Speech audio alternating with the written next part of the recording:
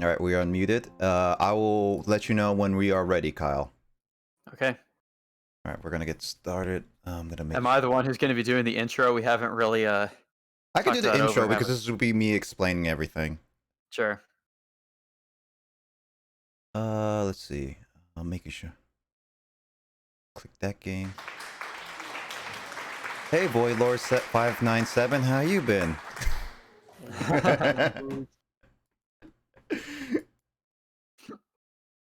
Did someone have the hiccups? That was me. Hiccups. Also, Carl, you played the applause right when I saw the yo from James. So it's just like for a second it took me a second to say like, oh yeah, James did like the yo and highlighting, but also did the clapping at the same time. It's like, wow, James, how did you do that? Magic. Do you believe in magic? All right, Discord is going. You guys can see everything. Yeah. You can see my mouse moving over your screen. Move it away. No. Well, Move it away. I'm gonna leave it right here, Carl. You jerk. Let's watch the Discord stream and oh gosh, that mouse placement. Oh no. Oh no. No. No. I haven't even seen gameplay of this game before. Wait, really? No, he could. Yeah, He could not. I've missed Nick's entire playthrough of it because he's generally been playing it when I was at work. Yep. Oh my Because, gosh, Nick. because blame You gotta- Sean. You gotta replace the battery on your rear mode. No. Uh-oh, low Wiimote battery. That's something I don't miss. He never follows the rules. Oh hey, there's like rainbow doors in this game. Instead of 1,000-year door, instead there's like 7 doors. All right. So, I never. So, okay. Here's a quick thing. I never opened the game until this moment. So, let's see. I'm gonna quickly read this off, and then I'll do the intro as we get to the pit. Mm-hmm. Oh ho! A rousing success. So this is what happens when you come back to the game after beating the whole story. You can do this. I was worried about Tippy being gone so long, but clearly magical events transpired. It has been a while. Thanks to all of you, this town and indeed all towns are now safe. Please accept my thanks. Now tell me of Tippy. Have you heard anything about her at all? I see. Nor have I. It seems no one has seen Tippy at all. But somehow I can't shake the feeling that she is alive. Still alive? Yes, alive. Alive and living somewhere happily, I am sure. Oh ho, our tale almost seemed to turn sad there for a moment, didn't it? Well, you've been gone so long, there must be many people you would still wish to see. Oh, I'm gonna burp. Excuse me. Please take your time. I will be at home. Please come by if you feel the urge. Goodbye, my friends. Okay, so there is one thing I would like to do, but I do need like 999 coins. Wait, hold on. Let's see. What's my inventory? Oh my gosh, so many good stuff. I might be able to do this if I sell a lot of stuff, so we'll be right there. But in the first instance of this case, I'm gonna be doing the intro for here. So yeah, so right now I'm playing Super Paper Mario. I'm gonna be doing the flip side Pit of 100 Trials tonight. But tonight is also a special night because we're also doing the Retrobound podcast. This is my typical intro, by the way, Kyle, for stream. I almost called you Carl. Another mess up. Excuse me. Yeah, everybody, welcome to Retrobound Podcast. Today, Nick's playing a Pit of 100 Trials, and you know what that means. Every time we play a Pit of 100 Trials in the Paper Mario game, we have to do a podcast. For sure.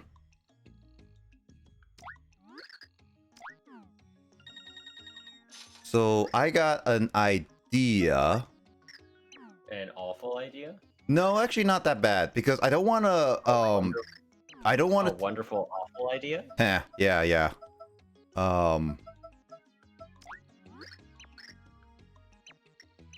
Yeah, so this is the idea why I have. I'm basically going to keep selling an item that I will get until I get 999 coins. because there is one thing that I do want to get before I go to the pit. Sean, you might know this, or Carl, you might know this. I don't know if you guys remember. Oh, It's been a while. Yeah, it's fine. It's not that big of a deal. God dang it! Well. 990. I see. Game. Game! I'm taking the courage, so. What you selling? What you... God dang it! What are you buying? Well, what are you selling? What are you selling? Already pitfalls. It's a shame Nintendo won't do dark storylines like this anymore, and Majora anymore. Says Mathletes. Oh, yeah. Hey, Mathlete, how you doing? Yeah, so we did beat the pit of... Like, not beat the pit. Wow, okay, yeah, guys, we beat the pit of Hunch-Trials already.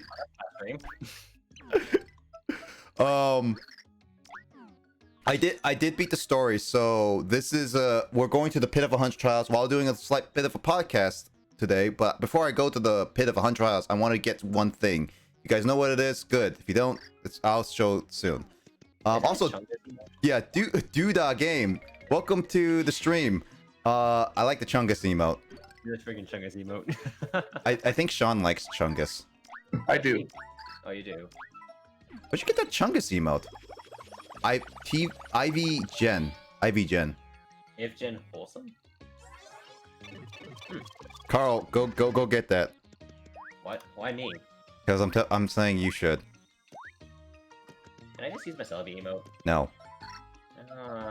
Plus, that Celebi emote is technically not even available yet. You can't even add that Celebi emote until you get affiliate. I know. I'm gonna... Channel point. Oh. Oh, channel points. Oh, right. You can use channel points to get a random subscription emote as well. If they have it allowed. Chapter 3-4 of this game. Yep, chapter 3-4. So chapter 3-4 has a special thing in this chapter that Sean really likes. And My also, boy. yeah, when you go back here, there's actually something post-game-esque in this chapter.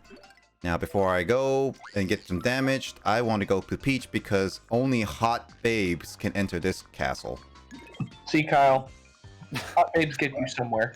What? So, with Francis, he captured Tippy before, okay, guys? But if we talk to him, when I see something super rare, I must own it. But trying to hold a digital butterfly against her will, and I didn't mean the hospital, nah. So think I'm done with that stuff. This time I harnessed my inner nerd to create something beyond high-tech cow. Dying to see it, aren't you? Behold. Oh, what the fuck? Oh, yeah, that's right. My boy Francis has cat maids. Also, yes, true. Cat maids are high-technical. My masterpiece, a 1-to-1 scale replica of Tippy with real fluttering action. I call her Tiptron. Hey, that's not my name. I'm Tippy. Did you hear? She can perfectly replicate Tippy's voice. Tiptron can even flutter. She's pretty much the pinnacle of high technicality. Tiptron earned me the coveted elite nerd status on digibutter.nerd forums. Digibutter.nerd? Yeah, not digibaby, not .nerd forums. God dang it, Sean, why'd you change your name to Francis? Oh, why He's my would you... favorite character. Why by any chance be interested in buying her? I'm saving this for Starship X-Not issue 1, so I'm selling her for just 999 coins. It's just a sweet deal on a super rare collector. What'd you say? Buy it. Buy it. Nerd, I knew you couldn't resist this something high-tech cow. You are now the owner of the only Tiptron in the entire universe. Wait, are there X-Nauts in this game? Nope, that's just a reference. Oh, that's just meta? Yep. Interesting. Hey, at least they made a reference to it. Tippy's robot replica Tiptron has joined your party. She looks and talks just like the real Tippy. Well, aren't you ready? Are you ready to go? So, I mean, they kind of did that in a lot of those like mid-2000s Mario games. Like Superstar Saga has references to Luigi's Mansion in it. yep. So this is what happens when you use Tiptron. When you go with Francis the chameleon who loves anime and games and comics, may not know it a lot by a variety of subjects, but he is the massive geek of lore. He constructed me. He is a weeaboo. Constructed me. And a No, Sith, right? I'm Tippy. I wasn't constructed by anyone. So what basically this is a very dark theme is that Tiptron thinks she's Tippy, as in like all the essence of Tippy's memory and personality is Tiptron, but she also knows she was constructed. So Tippy, while she knows she's not constructed by Francis, Tiptron knows that she's constructed by Francis, so there's a conflicting essence within her. Wow, I didn't know we were playing Cyberpunk 2077 now. Digibutter.ner is an actual website. It's a fan site based on this Spoiler game. alert. Oh wow, Sean, there's an actual fan site for digibutter.ner if you want to go there. I don't No, know about that. Wait, it doesn't work. It doesn't work? It Butter.ner. doesn't work. Do we have all the... Oh yeah, with HTTP in there and everything. Maybe. Well, it is a fan site, so they probably just stopped supporting. Probably a while ago. Now let me just get my one item slot I can get, and that would be the Ultra Shroom Shake. So now, since I'm now all hooked up on all this stuff, I can now go Drugs? to. I can go to on the drugs. Yeah. Yeah. I know that I'm all that, but there's also one last thing with Tippy. When you also do with Merlin. Oh ho, Tippy, is that you, Tippy?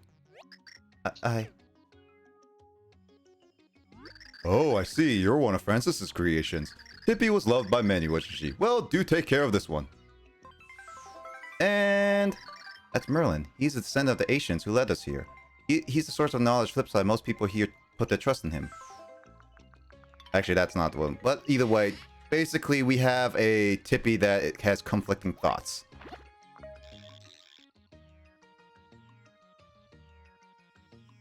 We need a Navi that has conflicting thoughts. Ha, yeah. Go to Bajora's Mask. Yeah, I was gonna say it's not Majora's Mask. So I found that actual website. I linked it in the Discord. It's Yeah. it hasn't been active since 2009, but it I does. saw that. That's disappointing. So people I mean, can we post all their could revive it. We could be the ones. Yeah, just buy the URL, bro. Well, we can post in their forums and like pretend that we're all new people who like don't know each other and see if that like starts any activity. You know. That's true. And then we all just conveniently say, oh yeah, we watched, what is it, Blazer Gamer 112, and also there's this podcast that we all listen to. Ah, damn it! Wait. Oh man, the registration for the forums has been disabled. Oh, dang it. Ooh, lame. Lame. I was gonna register as Digits BB, but it can't happen. All right. So now I'm at the Pit of a Hundred Trials Flip Side Edition. So with that, let's start right here. Hey guys, welcome to the Retrobound podcast. I'm going to be one of your hosts, Nick, also known as Blazer Gamer 112. I have with me my other co-host. This is Kyle. Welcome to the BPSLPs podcast. I'm just here as a special guest. Yeah. Normally it would be Kyle, me, and one other guest. But due to the fact that I'm playing this game because upon a request of a friend, he is also joining us. Would you guys introduce yourselves? Who's going first? Sean, you go first. You go first. All right, I'll go first. This is Sean. You can follow me on Twitch at, I think it's Sean. What the hell's my Twitch You name? don't even I think use it's- Twitch. I think it's Sean Quinn Sports, right? Yeah. It is Sean Quinn Sports. There you go. Wait. Oh wait. Oh, great! Another account that Carl's not following. Everybody follow his channel so that he can start streaming. Am I following you yet? I don't remember. I don't remember. Either way, I never stream, but hey, maybe someday I'll start streaming. There we go. Give you And a I'm follow. here for emotional support for Nick. I'm his emotional support Francis. All right, Carl. Alright, and this is I'm Carl. I'm also known as Fancy Yoshi VR. And my Twitch follow name is also twitch.tv/FancyYoshiVR.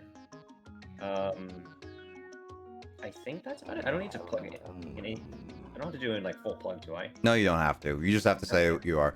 So Yeah. this podcast is going to be slightly special. So we decided, since it's the end of the year of 2020, we decided to make a list that first consists of games that were released in 2020 that each of us have played.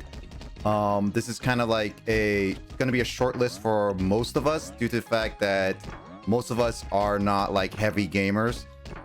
And so the list is going to be a little bit like inconsistent here and there. But if we still go through the pit while I played the Pit of 100 Trials, we can also mention some honorable mentions that we've played in 2020 that for games that we aren't necessarily released in 2020. So if you guys want to do that too.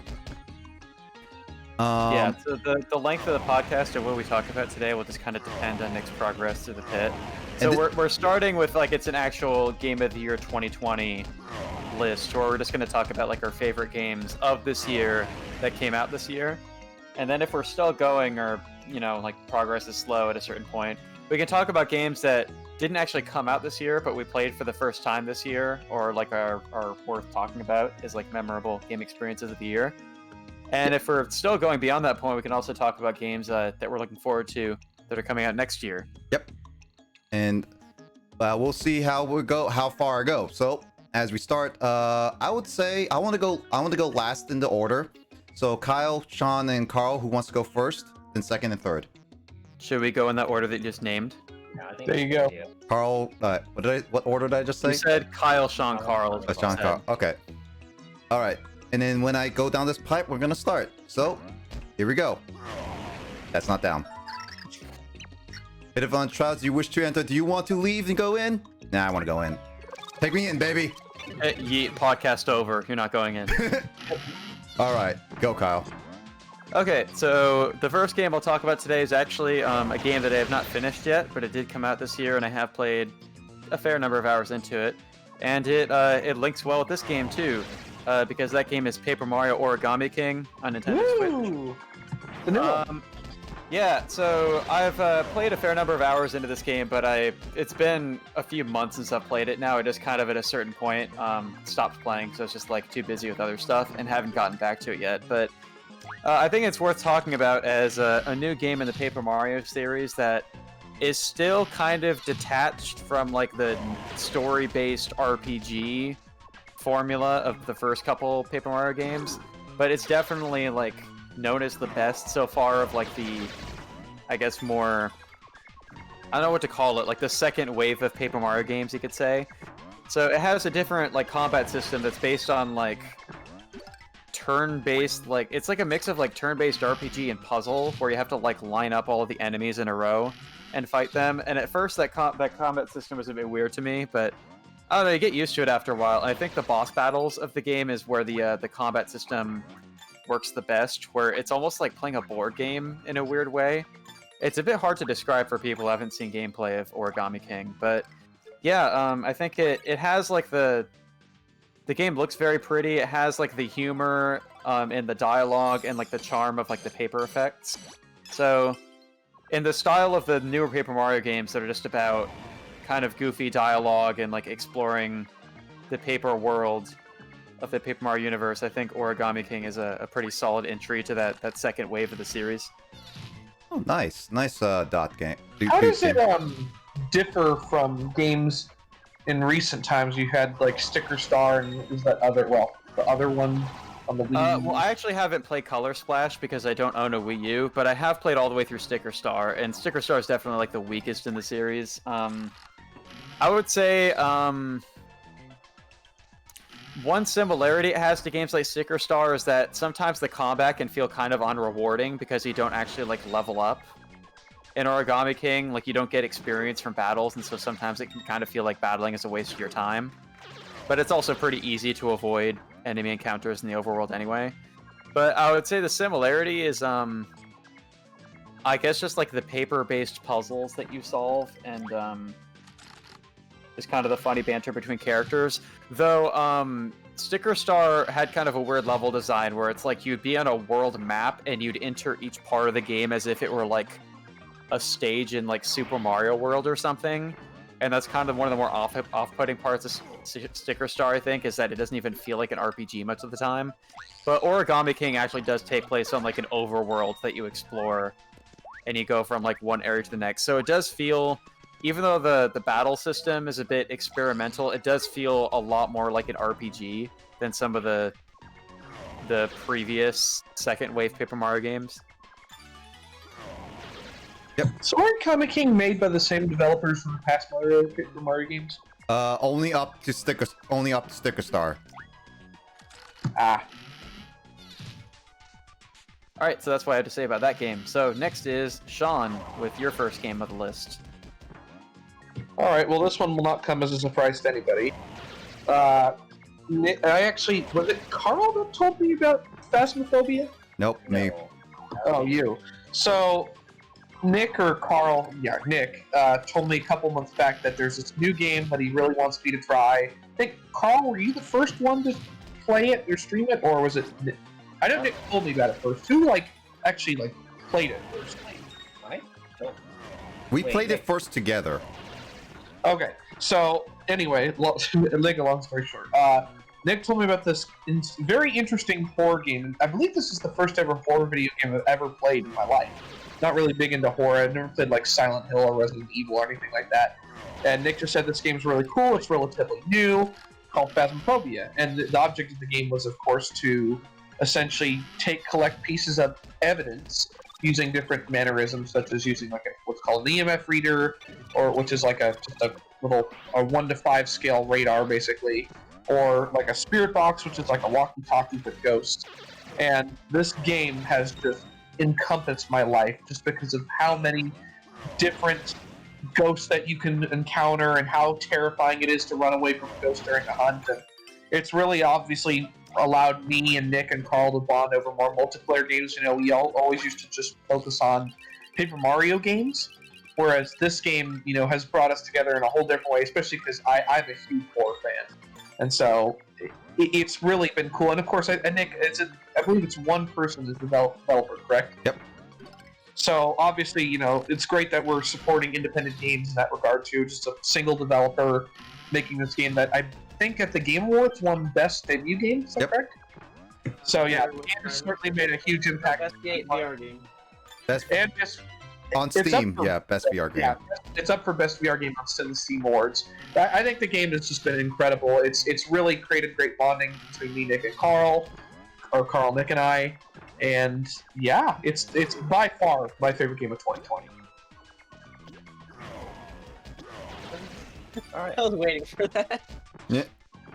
Yeah, James, that game, and James, I should also mention that you're a big part of that bonding too.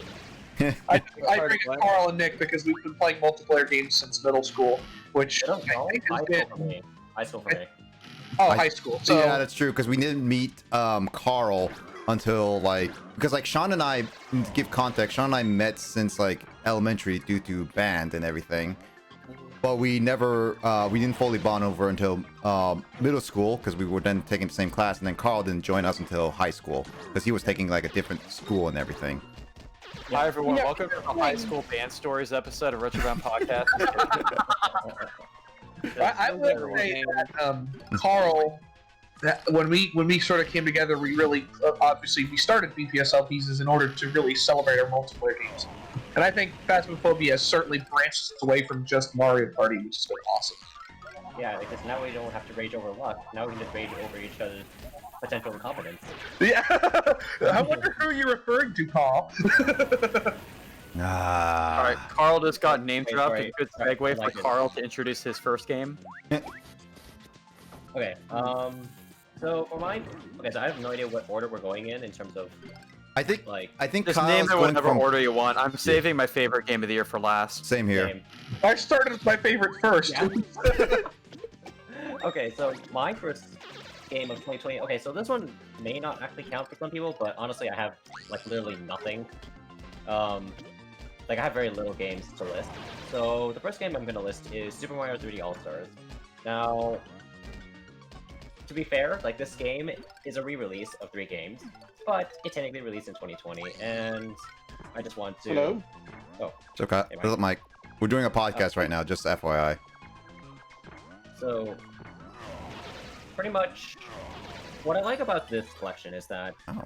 it gives me the opportunity to play all 3 games like for the first time, like in forever, and some like the first time ever.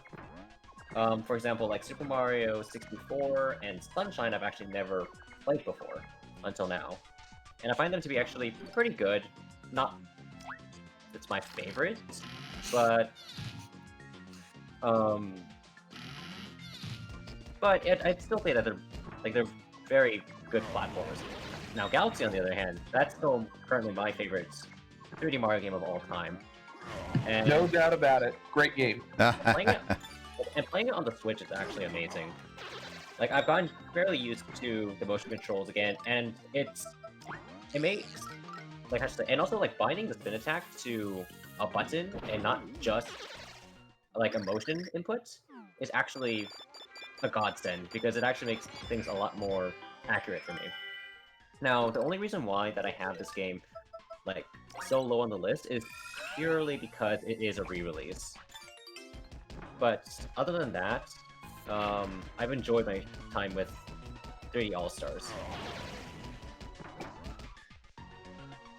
All right, with that, I'll go Back to Nick. So really quickly, I want to mention this before before I go on with my list. Hi Grace, thank you for having me in the background. I hope your streaming going well. And also, dude, yeah, I do agree. I hate the blooper surfing and race surfing. Those are not my favorites when I first played it, because I played Sunshine as a kid. And also a quick note. I will not be reading out chat as fast as like I usually do, due to the fact that I want to make sure I don't go interrupt everyone. But I will be reading chats during the intermissions where people stop talking, kind of thing. So I am reading your chats. I just won't be responding as fast. Anyway, going on my list. Thank you, gracious host. Yeah, Grace. Oh my God! Jerker's placement. So on my list, so I decided to just add this because kind of the same reasons as Carl, and like in the sense, I was debating whether to put it on my list or not. I'm a kid. Oh, okay. Hey Nick, quick question. Yeah. Do you want me to like be writing these down by any chance, just to like keep it on track of, or doesn't matter? What? Like the games we all like of 2020, or You don't have to. No. You don't have. If you have your list written down, I you can probably guess just, I like, can note them to make fun of combine how many dupes we have. Yeah.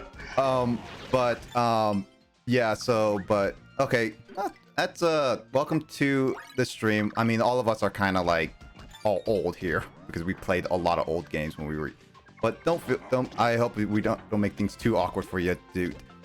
Kind of teen. I mean, 13's teen. Anyway, my game is 3D All-Stars. Same thing as Carl's, and pretty much the same reasons as Carl's why I put it so low on my list. So I'm not gonna repeat anything, but I did put it on there because I did enjoy and I did play all the games for a little bit, though I never completed Galaxy due to the main reason that I already 100%ed it twice. And spoilers, you do have to beat the game twice. Like, you have to beat the game twice if you want 100% every single thing, because the second time you have to play as Luigi. So I didn't really feel like up to 100%ing that, but I never 100%ed 64 or Sunshine, so I decided to like, why not just play them 100%? And overall, I did enjoy it, but I'm pretty disappointed with the overall package because I feel like they could have done better. But that's just me. Maybe they had other constraints or stuff, but I definitely think Nintendo could have done better with this whole package if they took some time with it. But that's all I really have to say with 3D All-Stars. All right, Kyle. All right, next game for me. And I am also noting each game on your guys' list so we can compare later on. But the next game I have to talk about today is this is a game that I don't think anybody else will have on their lists, so that's good. It's a unique entry.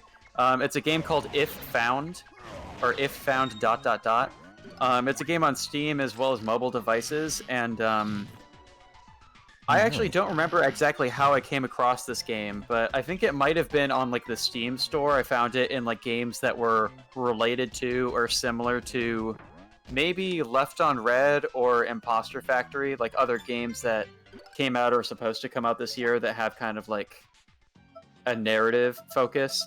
But anyway, If Found is basically like a visual novel type game in which you're going through the diary of a trans woman protagonist, like looking at her memories, and like you have to, the way you go from like one memory to the next is by erasing all of the details in each page, like you're like throwing away all of her old memories.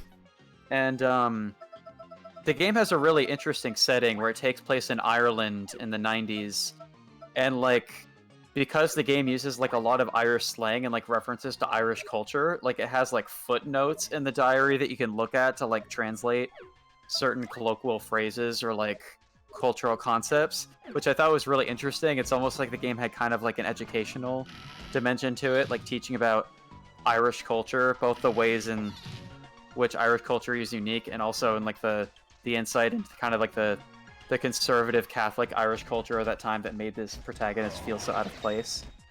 But the game has really beautiful art direction and music, and the story is really the story was really moving, and I think a necessary story to tell is like a kind of narrative that you wouldn't see in games that often. The game actually did get nominated for the game, was it the Game Awards? Yeah, it was like The Game Awards. It was nominated in the Games for Change category, which to me, I haven't actually like watched that award ceremony before or seen that category. To be honest, having a Games for Change category, it's about games that tell a different kind of narrative. It almost seems like kind of like a token entry of like a LGBT category game into an award ceremony. But like the game goes like far beyond that. I think like it is for anybody who's looking for like just an interesting like experimental narrative game, or a game that tells like a different kind of story, I'd recommend If Found. I think it's only like $15 or so on Steam. And I also streamed it on my channel recently, so people can find the highlight there if they're interested in looking in that game before purchasing it. Does the game make reference to the Troubles? To the what? The Troubles, like back in the 90s when like Ireland was like extremely anti-Britain.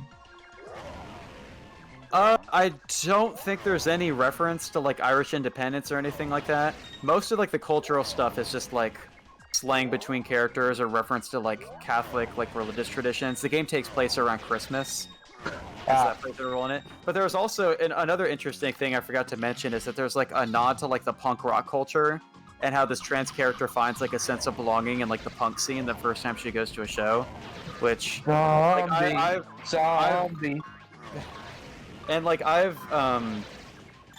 was never really involved in like the punk scene in the US in terms of like actually going to shows, but I have been during my time in Japan, and like I've seen how just like the kind of sense of like acceptance of like alternative lifestyles and like the punk and hardcore community. So it's interesting to see that represented in a video game story.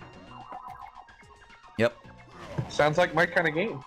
No, it is like it's an actually cool looking game. I've seen a little bit of Kyle's playthrough. I didn't see all of it, but it was definitely like a worthwhile game to try. That's why I always like Game for Changes. Like any Game for Change like games are just always like they're worth trying it. Because... Yeah, recommend it. It's like a hidden gem that has like, you know, different story and different gameplay than what you typically see. Even of a visual novel, like usually visual novels you just like click through stuff or just walk around, but like the way you like erase stuff and like read the story and like check the footnotes of like the Gaelic language usage, like it's a different kind of game. I know a visual novel that erases things. That erases life. Oh, okay, I thought you were going to say something else. Nah. Also Nick knows what I'm talking about. Yeah. There also note by Dudot. That's interesting that this game was your very first Paper Mario game. Other than Origami King. Yeah. I mean, I would say this is a nice start to the Paper Mario series, but definitely a lot of fan favorites for the Paper Mario series is the 1000-Year Door specifically. A lot of fan favorites. This is just one of those black sheep games that people don't like because of the different aspects of gameplay. Anyway, Sean, you're up. Take it. Sorry, I had to go look at my list. Alright, second game for me. This is my second favorite game of the year that came out in 2020. no surprise, it's FIFA 21. Now, I know, EA is an evil, corrupt organization that puts out the same shit year after year after year after year. You don't have to tell me that it is the... Wow, that is dickish enemy placement. Yes. It's twice now. I understand the game is like just it's bad, and the fact that EA continues year after year to get away with the same old shit, as I like to put it.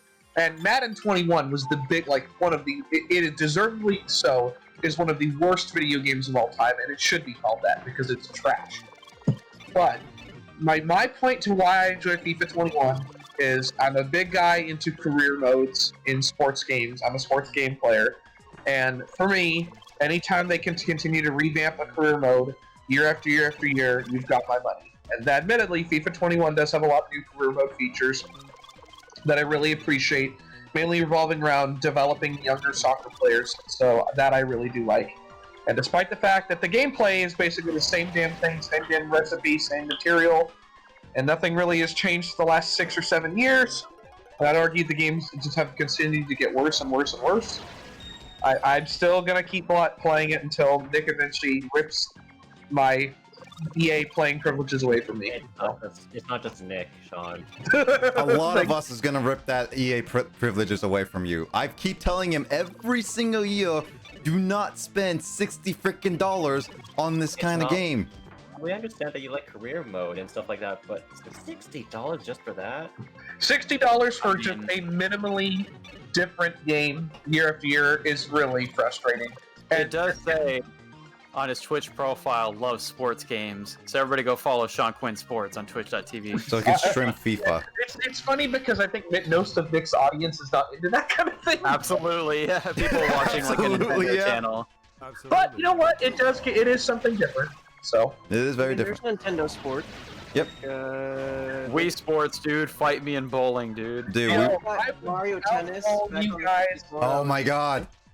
We played that, and I remember having a fight with Oh, one of yeah. our other guests gameplay when we were like, it's one of our favorite recordings, just briefly saying.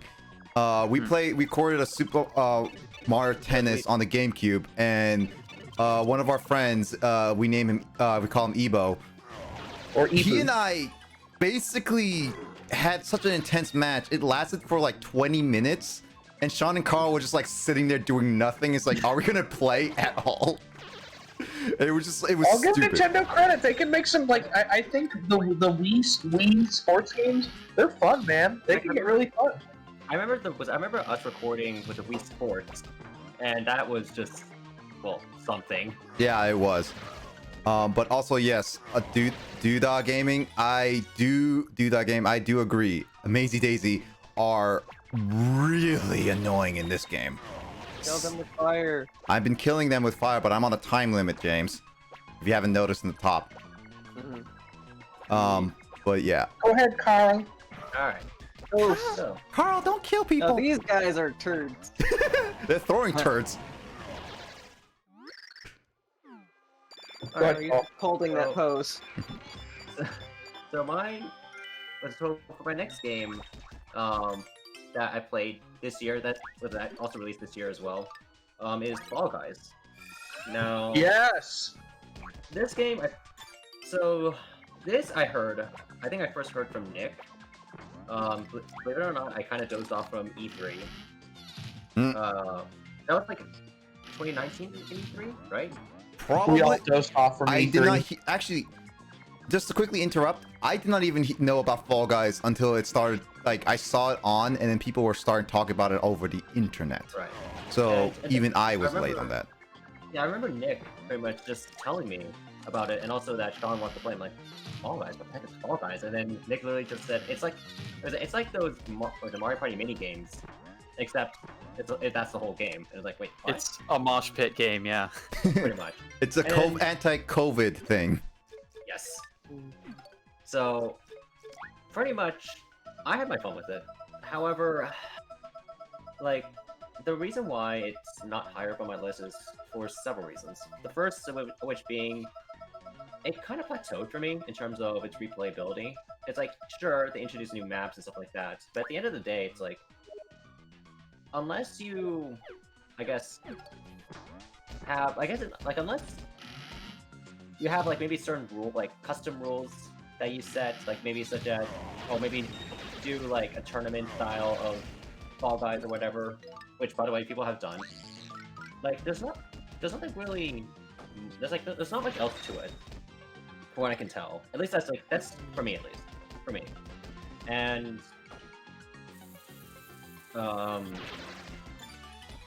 what else is there? Oh yeah. Actually, you know what? No, that's pretty much like the main points, like as to why it's not as high up on the list. But that's not to say it's a bad game. No, it was a fun game, and there was definitely like a lot of funny moments, especially the disconnects. Mm-hmm. Many times I got disconnected from that one freaking map.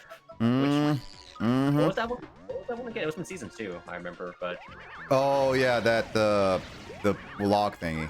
yeah, it has the spike log and stuff like that. Yeah, I will say, I mean, I haven't played season 3 yet, but it's season 3.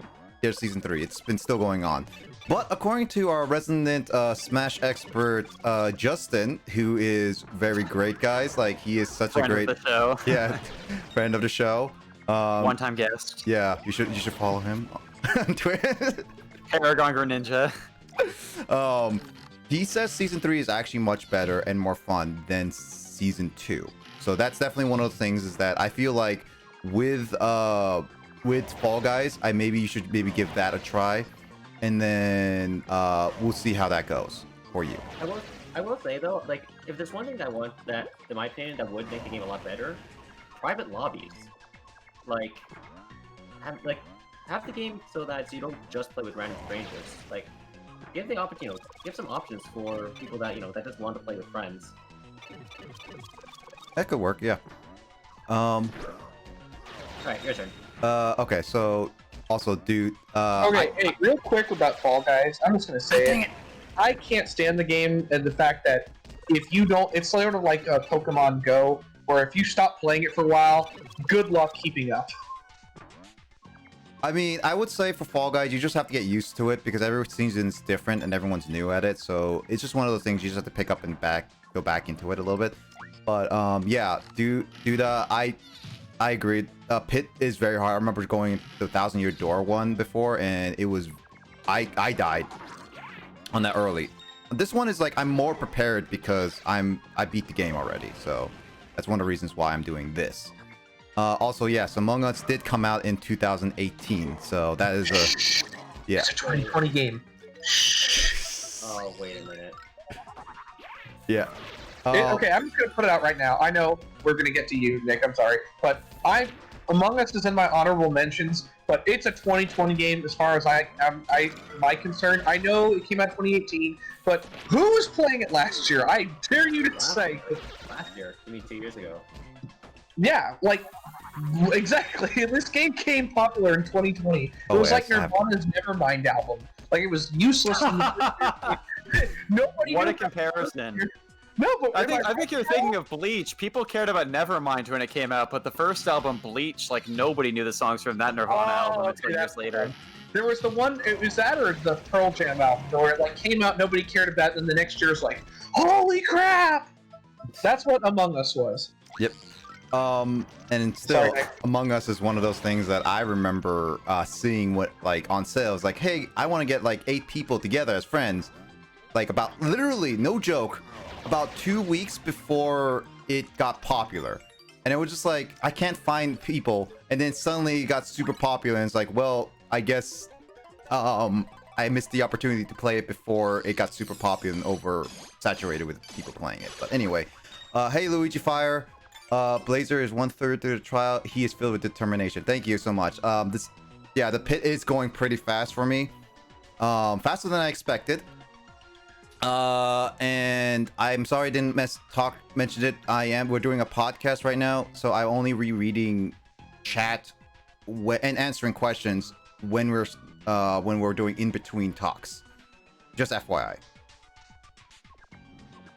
But other than that, here is my list. I need to bring it up really quickly. My next one that I played in 2020 on this list is Hyrule Warriors Age of Calamity. So I haven't beaten it in the entirety, but I've basically played a good chunk of it to a point where I know a lot about the game, like the basic combat, the basic everything. And I honestly thought that good to know, go Retrobound. I only got it because it was like, oh, I like Breath of the Wild. I thought they advertised it as this will explain and showcase more of the champions and answer some questions. It's like, okay, this is cool. And then when I heard of that, it's like it kind of forgoes a lot of things that was built in Breath of the Wild, which honestly very disappoints me because of how they advertised it. And the fact that I'm not the biggest, and this is just me. This is not because I hate the game. This is like I don't like the combat as much as I would like. It's pretty simplistic to me. I don't think it's that challenging in a lot of cases. And the whole story is slightly weird to me. And I think they officially announced that it's non-canon, which also very upsets me. So overall, I think the overall marketing and story aspect being like that is what made me feel, and also gameplay made me feel like it's not really worth the $60. But I will not say it's not fun. It's just one of those, I had higher expectations for it. So if you like Hyrule Warriors, I think it's fine. If you like the characters and just care about seeing interactions of the characters, I think it's a fun game. If you expect a story that ties up a lot of knots, this is not a game for you. And I recommend getting it at like more of a cheaper price than anything, but that's just me. So yeah, also the game isn't exactly well polished in some areas because it kind of chugs here and there, and certain aspects are just graphically not as great. I don't know, that might be just me. But yeah, I definitely think that's why Hyrule Warriors Age of Calamity is low on my list. Alright, Kyle, you're up. Okay, next game for me is this is the trilogy of games that Carl thought he knew what it was, but actually totally wasn't that, so I fooled him. So the next game on my list is a ongoing series of visual novel games. The series is called The Sacrifices. And I actually got into this series and I've streamed all of the games in the series to date. Because I got into the first game in the series through the itch.io bundle for racial justice and equality that came out back in June. The first game in this series, which was included in the itch bundle, is called The Night Fisherman. And the sequels, the second one is called The Outcast Lovers, and the third one, which is the most recent, is called The Change Architect. And basically, it's a loosely connected series of visual novels set in kind of a near-future dystopian Britain, in which immigrants are completely banned from entering the country. And it basically explores like themes of like racism and xenophobia, and like I guess you could say sort of hinted at being like fascist or at least anti-immigrant authoritarian governments. Mm-hmm. So it kind of has a topical. I'm liking these games you've got on your list. Yeah, it sounds super political. I like it. I mean, this game in particular came out through the bundle for racial justice and equality, so you can expect some more politically oriented games in that bundle. But basically, they're very short visual novels, and perhaps that's a weakness to it, is how short the games are. But they are all available for free on itch.io. So, and what is itch.io? Itch.io. Itch.io, which is basically it's I guess a more indie version of Steam. It's basically just a website where creators publish their like video games or like zines or like other just digital works. It's like itch.io is to Steam what Bandcamp is to iTunes. It's like a more decentralized and I like that. So just to quickly mention, itch.io is also a place where a lot of game developers and as well as other people do a lot of dang it, I forgot the term. It's like Carl, what's the other term that's hackathon but for games? Oh, Game Jam? Game Jam. Yes, that's it. I temporarily forgot about it. It's a place where they do a lot of game jams, and a lot of developers do the that, and the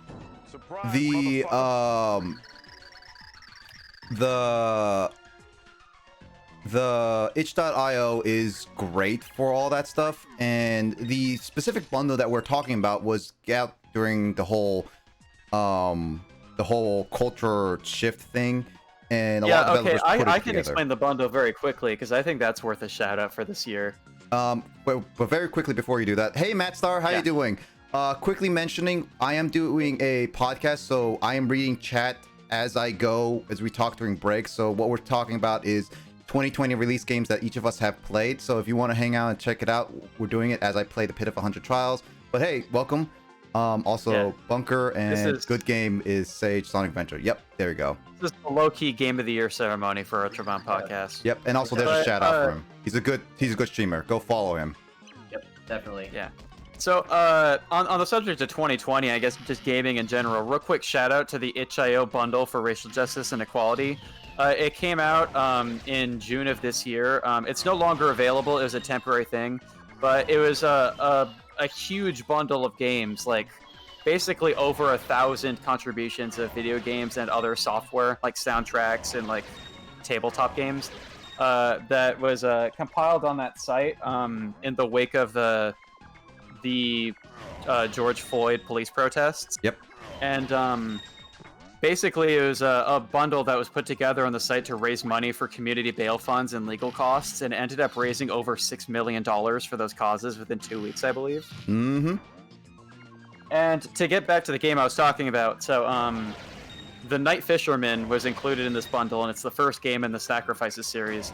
And basically each of these games in the Sacrifices series are a visual novel about, as I said earlier, like anti-immigration, like essentially like fascist tendencies in modern governments. But basically each of them places you in sort of like a simulated dialogue in which you make a sort of moral choice. Like the first game is the Night Fisherman. You're in control of basically a fisherman who is confronted by immigration authorities while he's out fishing on his boat.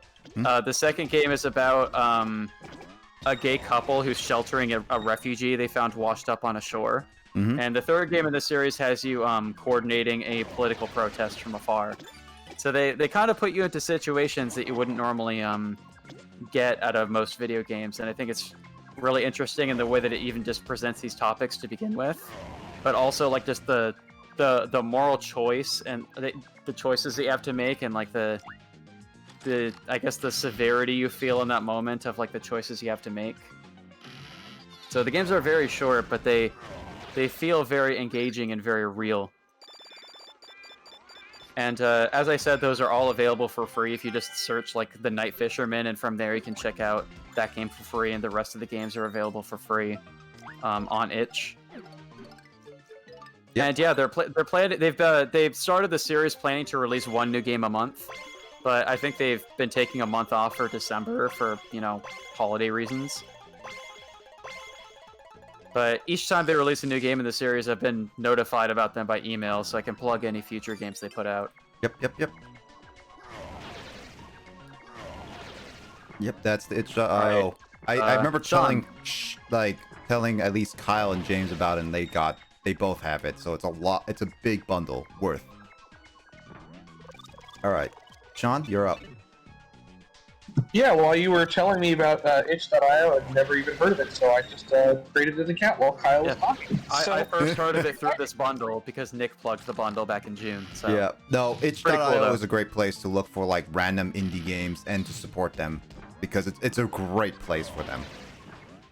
Yeah, Well, thank you, Kyle. That's very helpful for me. What'd you say, James? I said Kyle's a spokesperson for itch.io. Yeah, no, Kyle's a spokesperson I on. don't even make games, dude. If everybody can follow should get Fanto paid Yoshi for it. VR to itch.io because he has an actual page on there. I actually just do, did. but I don't have a game on there. But definitely, like, Kyle is our spokesperson for a lot of indie games because that's what he usually plays. I play a lot of I bigger stream games. them, yeah. That's just kind of what my Twitch channel's become. It's not originally what I intended for it to be, but yeah. Yeah, if you're feeling a little political, I like it. Kyle's like I got a book about anarchy for Christmas. the liberal gamer. I appreciate this.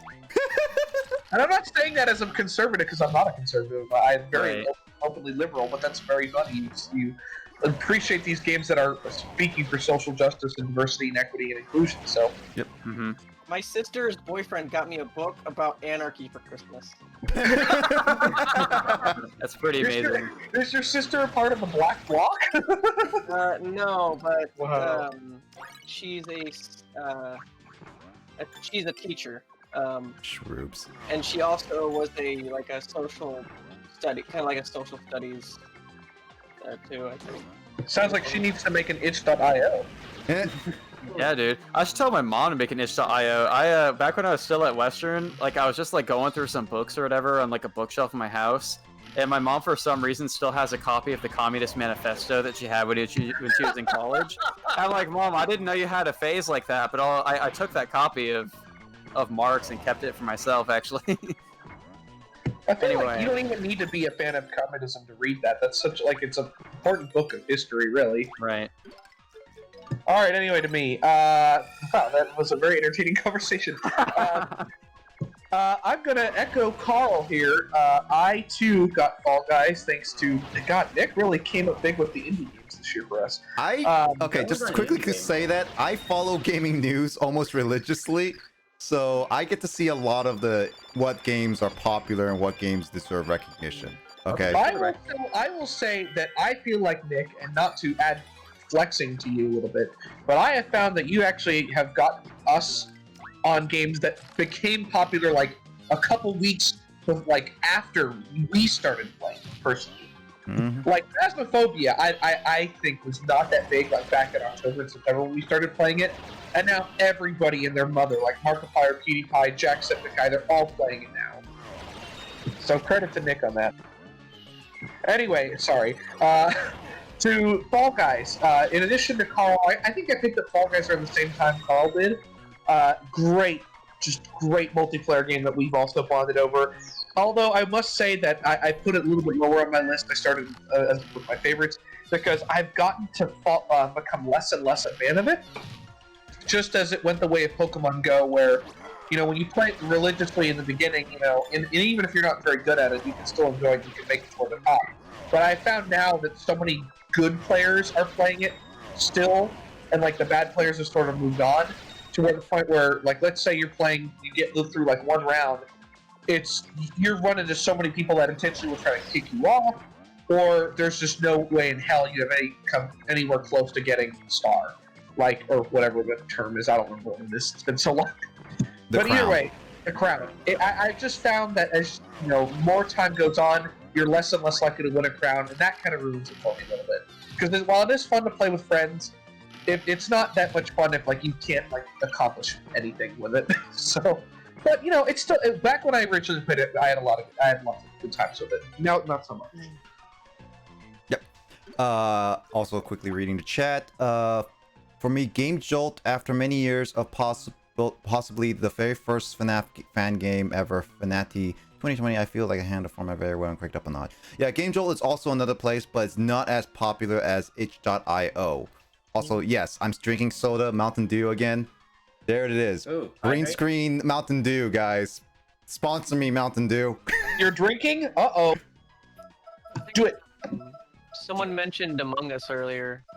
There's a game that's if for people who like kind of the feel of Among Us, there's a game called Project Winter. Wait, what is funny? Sorry. James, you have to look at extra Twitch. Give me 1 second. What happened? Nick's like, I've got Mountain Dew. Oh, really? Yeah! you go, Nick. Wait, is someone Mountain Dew emotes or something? Great. Well, He's hydrating. Three hydrates. Oh. I dueled water and Mountain Dew. Does not taste great. Oh. I would Ew. just like to let it be known that Retrobound Podcast is not in any way sponsored by or endorsed by Mountain Dew or its products. Everyone has. Retrobound continues to mean commercial independence. We are not sponsored or paid in any way for our content. And yeah, back to your regularly scheduled programming. Okay. I'll keep going, James. Quickly say it before I have to go on. Oh, there's a game called Unfortunate Spacemen. Hmm? It's basically kind of has that kind of classic mafia sort of premise, and there's also like the imposter, but instead, you can't just like kill 2 people out of the whole group, and it's like, oh, the game ended. Like you actually have to have the entire collective work together to take down the monster in much more like a traditional shooter, but also not, because you still have to use deception and stuff. So, Alright. came out in June. Alright. Quickly before you go, Carl. Yes, Project Winter is also a game I want to play, Matt. I haven't gotten anybody to play with me, so I've never gotten it, but I've heard that it's basically from some people, and also just to quickly say for Carl, Sean, and anybody who was fan among us, I've heard that Project Winter was one of the games that is like a better version of Among Us. I haven't played it personally, I haven't seen much gameplay of it, but I heard it's like a better version of Among Us, so if that's the case, What was it? you can try it. Project Winter is what it's called. The reason also I haven't recommended it like the other games, it's kind of expensive, $15 normally. Mm-hmm. And how about a little misfortune? I don't know what you mean, Luigi. Do you mean my luck being a little misfortune? The ski games popped up in 2020. Unfortunate Spaceman. Yep. Yeah, there's a lot of games that have been popping up this 2020. Also, Carl, you're up now. Alright, after that delayed side note. Anyways. Sorry, Carl. Okay. Actually, so I'm actually gonna take a page off of Sean's book here. My next game is actually Phasmophobia. Hey, Yeah! stop ripping off pages from books, Carl. I thought you were supposed to be a good boy. Let's just say that I stay up at long nights with studying up astronomy, and I love to tear up pages because it's like, no, this is wrong. I need to do anyways. So, Humble brag. Phasmophobia is actually a game that I never thought I would actually play. Pretty much, Nick just told me one day, "Hey, Sean wants to play this game called Phasmophobia. You want in?" I'm like, and then, like an idiot, I said, "Yeah, sure, why not?"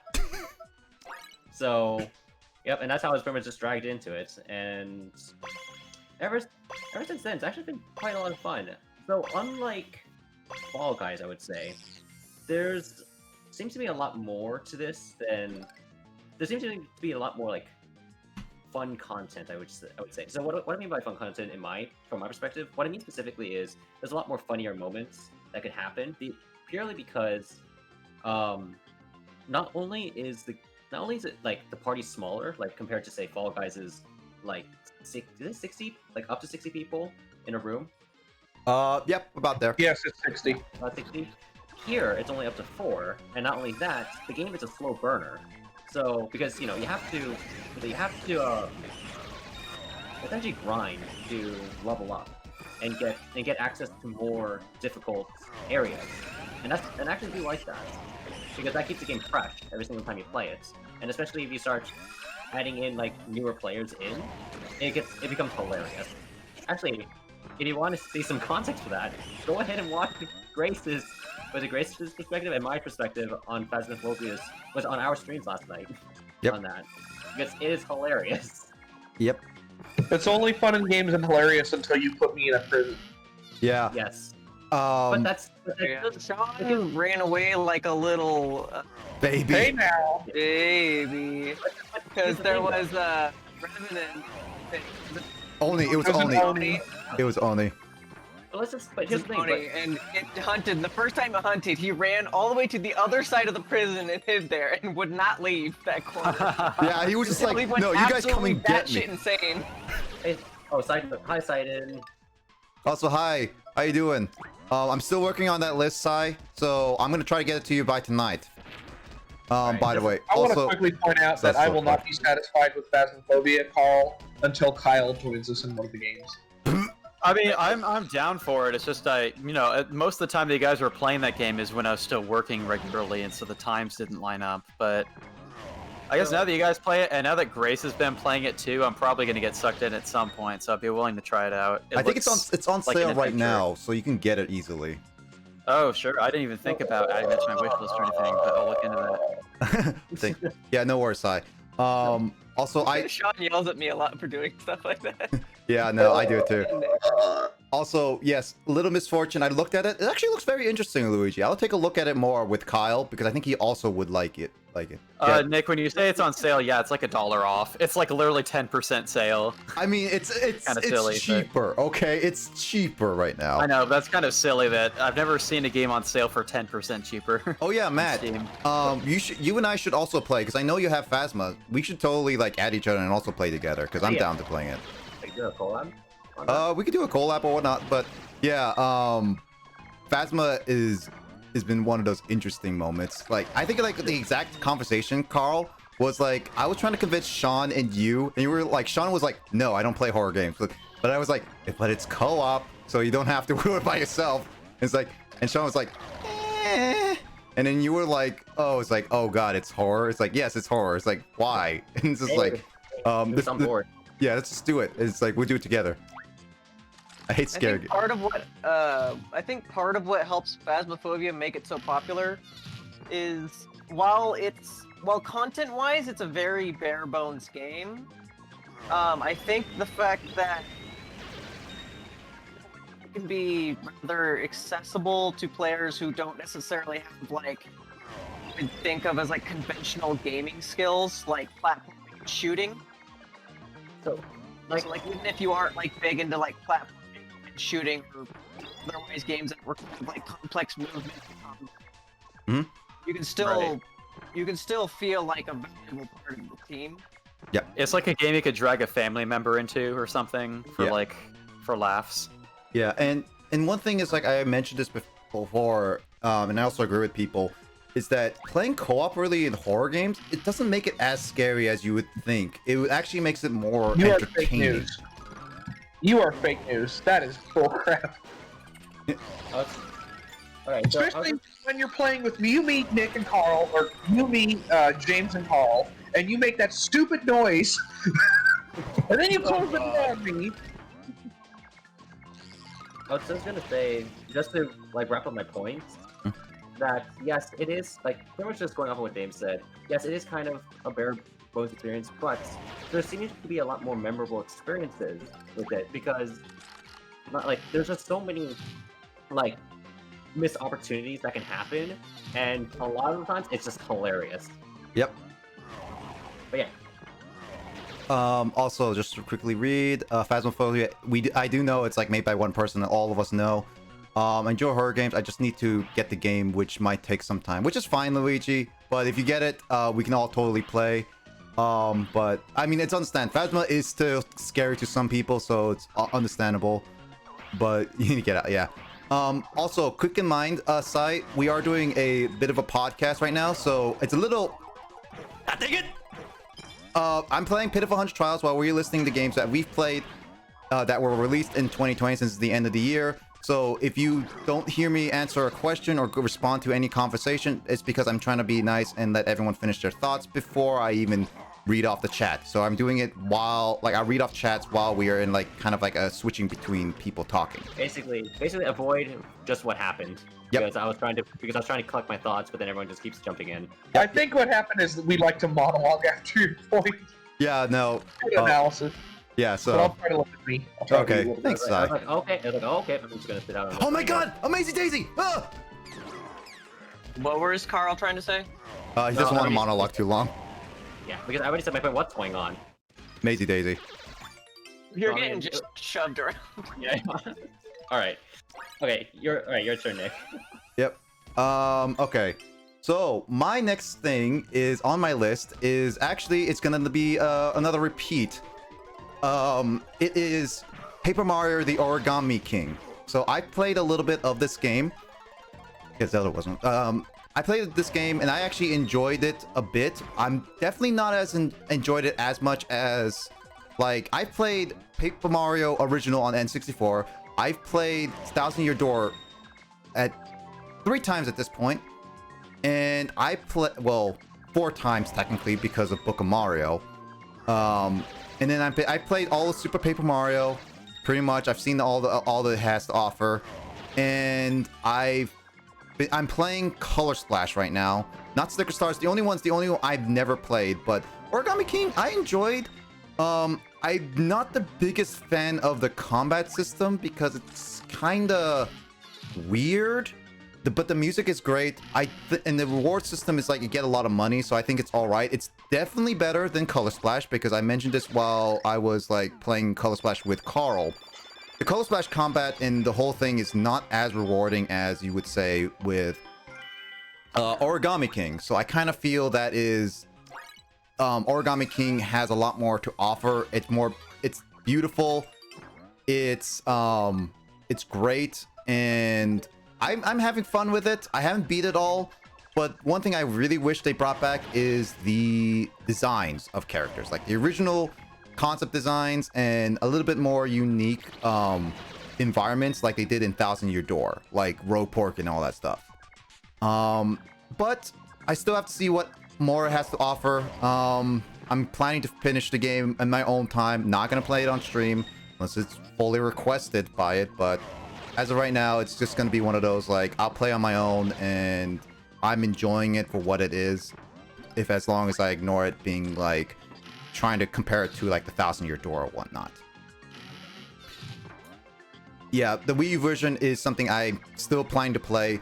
Color Splash is something that I will be playing more also on my own with Carl, because Carl and I want to build a more opinion with Color Splash. And so far, we are saying it's all right. It's not the best, obviously, but it's definitely better than Sticker Star. And we know Sticker Star a little bit. Power Stretch. But yeah. All right, let's go, Kyle. Oh, cool. We'll go from my grunting about Sticker Star into my next game. Okay, so my next game is another game that I've streamed on my channel, actually. It's a game called Left on Red that came out this year, and basically this game is it's a free-to-play game on Steam that Emoto, friend of the show, one-time podcast guest, she plugged it on Discord because she saw that it was a digits game and thought that would be a funny thing for me to play. And basically it's an indie game that simulates text message conversations between a college student and his crush during the COVID-19 quarantine. So it's like a topical game that came out this year that's based on current events. It came out in May, so it was like during the initial lockdowns in the US is when this game was developed and released. And so it kind of lacks kind of the later developments in the pandemic. But basically you're playing as like a college student who he has a crush on this girl and he's got her digits and he really likes her. But then before they can become too close, COVID-19 hits and school gets shut down and they got to go back to their families' homes, several state borders away.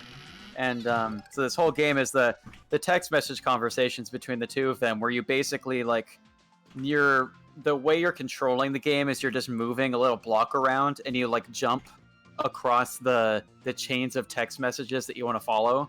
So sometimes you have a choice as to what you want to say to the girl, and you just jump onto the message that you want to send to her. And you know, it goes from like one chapter to the next. It's like there's a lot of pressure, a lot of mystery, because sometimes your conversations are days apart and you're wondering what's happened to her, or you're wondering, what's it going to be like between the two of us. Sometimes there's one chapter where you talk to a bro friend of yours, and you're like, I'm talking to this girl. Oh my god, she's so amazing. What do I say to her, bro? And you get advice from your dude friend. And yeah, so it's kind of an interesting, fun game. I played it on my channel as like a kind of a fun little thing where we had to vote on what we were going to say to the girl, and we like voted on like every decision that we made in the game. I do take some issue with how the game ends, and I'm not going to spoil it for people who haven't played the game, but I think all of us agreed when we finished the game that we felt the game got a bit too optimistic in the way that it ends. But then we looked at the game's release date afterward and realized that it came out like during springtime when people had like actual optimism for how the pandemic would turn out, and obviously that's not been the case. And I actually do plan on revisiting the game soon on my stream because there's a couple more achievements and outcomes that I want to look into on stream. And I also want to test out another feature that you unlock in the game after beating the main campaign, which is the realistic mode, which seems to just be a meme, where instead of the game like playing out like in a really straightforward fashion, instead it's like the actual game's chapters, but you send a message to the girl and you have to wait like actual hours in real time for a response to come. And so it's quote-unquote realistic mode because you're being left on red by this girl for hours at a time until she replies to you. And that seems like kind of a funny thing to experiment with. Yeah. But yeah, that's left on red. You know, the voice... I'm sorry, but the voice crack was funny, says Sai. Did my voice crack at one point? I think so, a little bit. Okay, that's because I need to drink water. I've been talking too much without hydrating. Wait, water, you think? No, Carl. I'm gonna Sorry, redeem you some say. hydrate. No, I got a Carl. water bottle right here. What'd you say, No, Nick? Carl. God dang it, Carl. Water? What'd you say, Nick? Are you thirsty? What he said when he said hours, it's he voice crack. Yeah! Carl starting a movement. Oh my god, juice! Sorry, not juice. Oh my god. Great. Great. I wish we could have Grace jump in on this, but I think she's busy right now. She's busy probably playing Halo. Also, if you want to see some shout outs, we got 200 short, sadly. Yeah, this is why I put it high, because there's so much hydrate. You'll get there, dude. As soon as you get enough points, if that happens during the stream, feel free to redeem hydrate, and the rest of us will join in as soon as you do. Yeah, so quickly some shout outs. Grace is currently streaming. She's playing Halo right now. She's a good friend of ours. There's also Digits Baby, which is Kyle right now. He's been streaming a lot of indie games, so follow him. These are the links, shout outs for these guys. So I recommend it. And also, obviously, we need Carl in here. Cause he streamed a lot last night, and he's gonna be streaming again tomorrow. Whoopsie. Yeah, so go check them all out. They're all great. I just put them all the links, so give them all a follow. It's great. We may need to raise the price again. I may consider putting it up to 1,000 because of all you guys. At this point, my hydrates are becoming a meme. And I still blame, because like the reason why I put hydrates is because Grace put it on there. So I blame her for all this, my suffering. I think it's because you're thirsty. No, I'm not. Alright, Sean, go on. Alright, friends, I've got 2 more on my list. This next one is a game that I don't think will be on any of y'all's lists, because I'm probably, again, the only one that plays this kind of stuff. But 14 years ago, a little beautiful game called Microsoft Flight Simulator came out. And it came out on PC and a bunch of other I think the Microsoft consoles, and eventually made its way to Steam. And then it just played and sat, and a lot of people have been playing it for years and years, until finally in the last 2 years, it just seemed like the old developers were not going to update it anymore, and the game just started phased out. It's a great game if you want to be a pilot, or if you don't want to be a pilot. If you just enjoy flying in the skies for fun, if you like crashing your planes into things, or if you actually find the thrill of flying planes really, really thrilling or exciting, I suppose. Then Asobo Studios came out along with Microsoft and basically just said, hey, we're making a new flight simulator. And we're like, okay. And then it was revealed just how much effort was going into this flight simulator game, the new one. I won't get into the whole thing. I think Nick can certainly speak to the stats of the game, or maybe Carl, whoever knows more about it than I. Which one? But the game is like the new flight simulator. Yep.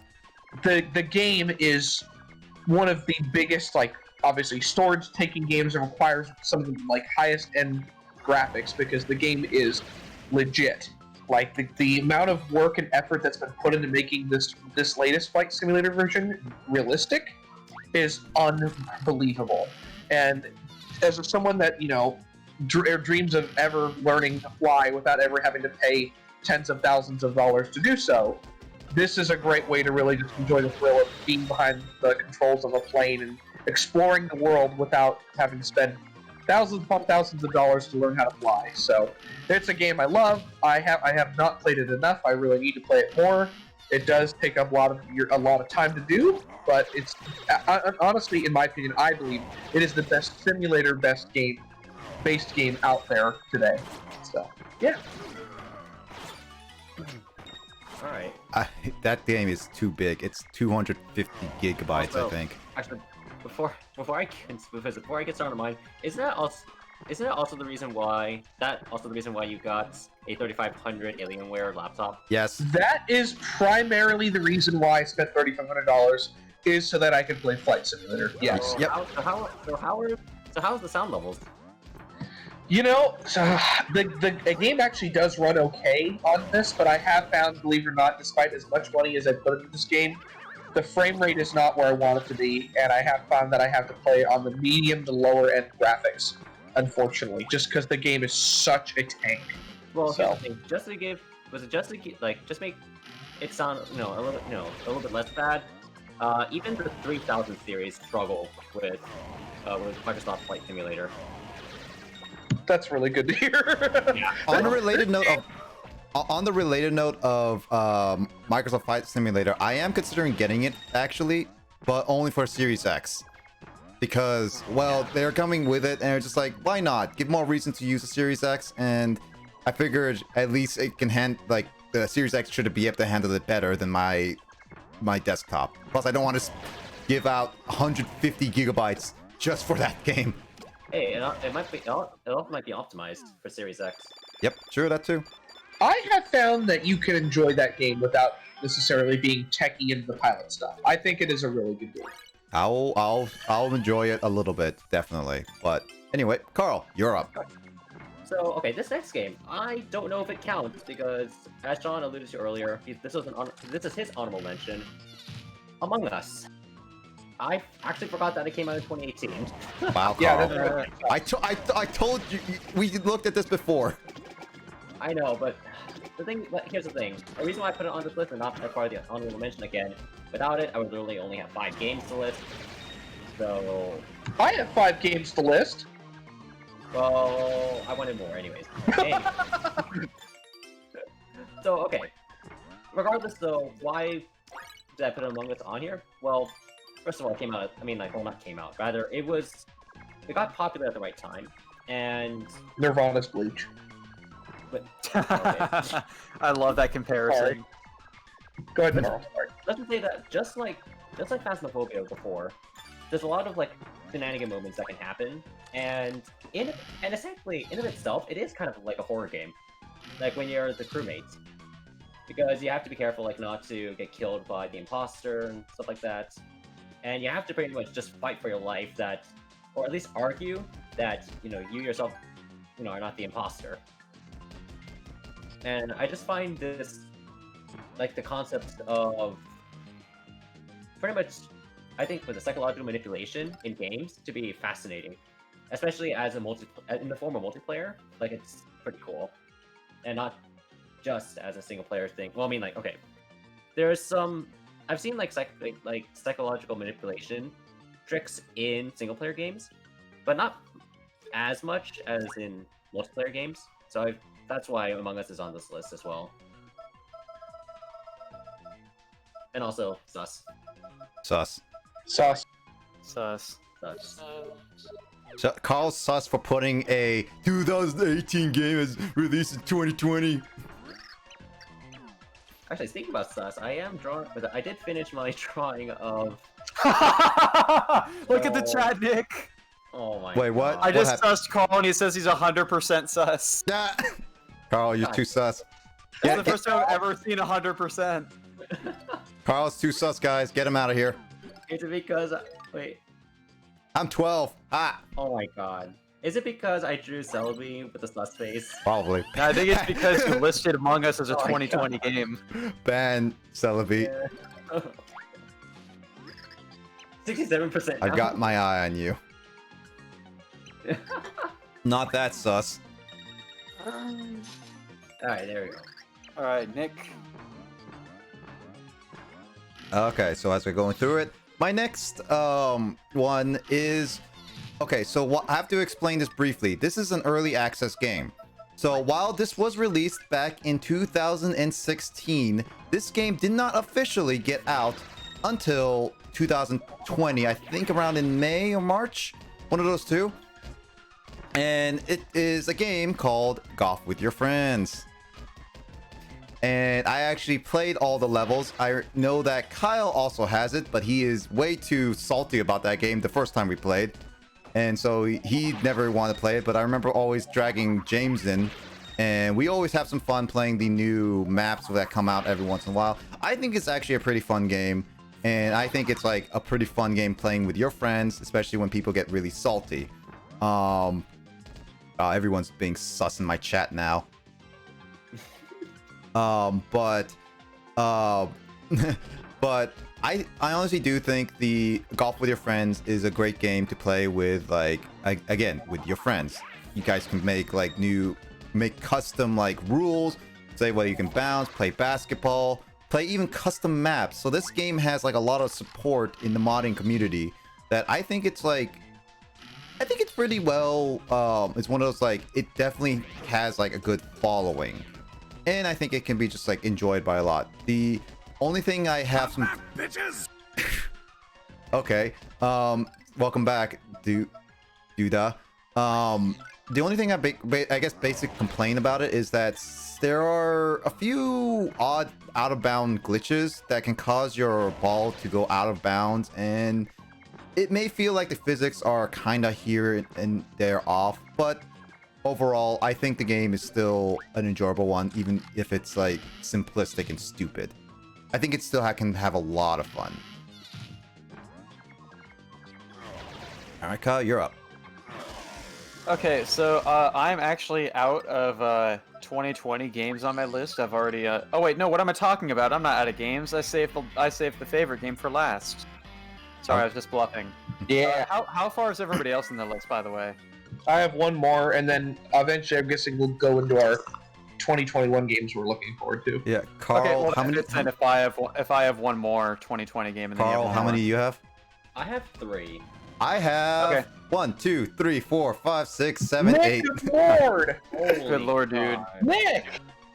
Nick is too much of a gamer, guys. He has gamer in his username on Twitch. It's crazy. Find other things to do.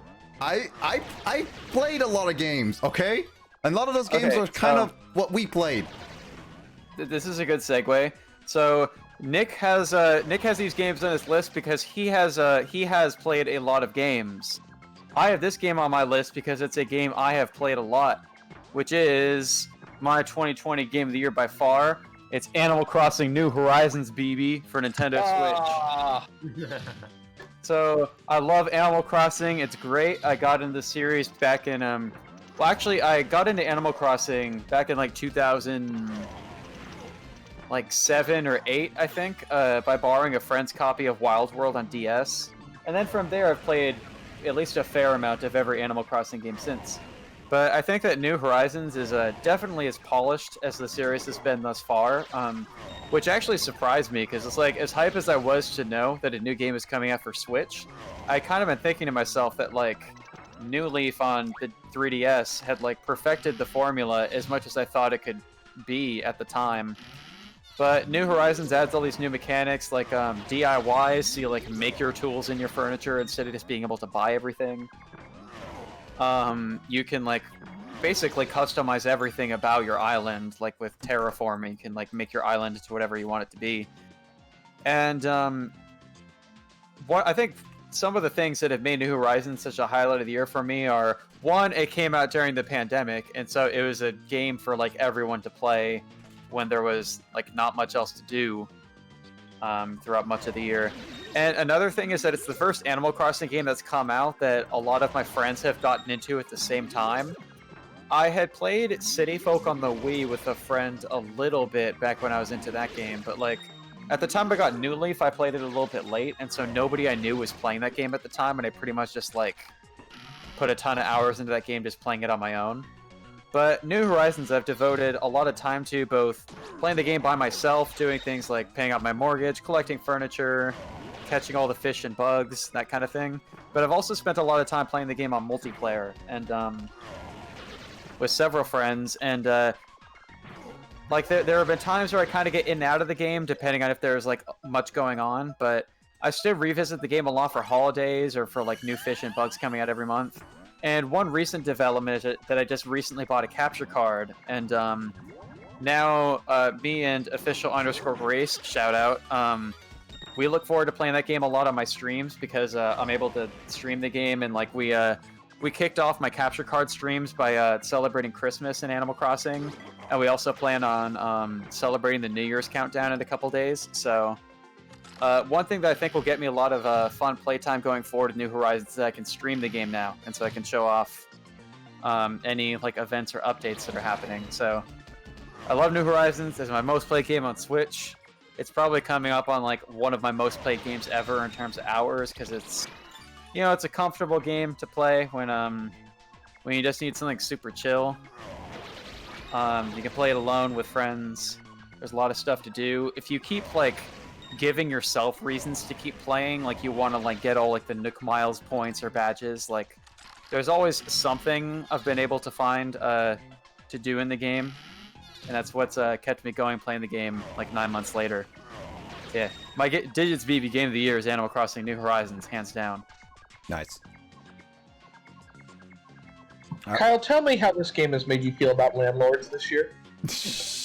Well, I think you saw my my Jackbox answer that one time, so Yeah. that answers anything for you. The year of the renter, the eviction moratorium, and the landlord. Really, really great timing with the pandemic to release a game where you have to deal with an asshole for a landlord. Right. A greedy raccoon. Alright, my final game for games I enjoyed the most in 2020, or released in 2020, is actually a preview to, if we have time, which I doubt, but if we do have time to address like one or two games that we are looking forward to coming out next year. The Back 4 Blood closed alpha. This was a game that Nick demanded I play and was like, I didn't panicking. demand. Just FYI. Yes, you did. You were so worried that the alpha was going to close and I wasn't going to get to play it. You're like, we are doing this, and I'm like, okay.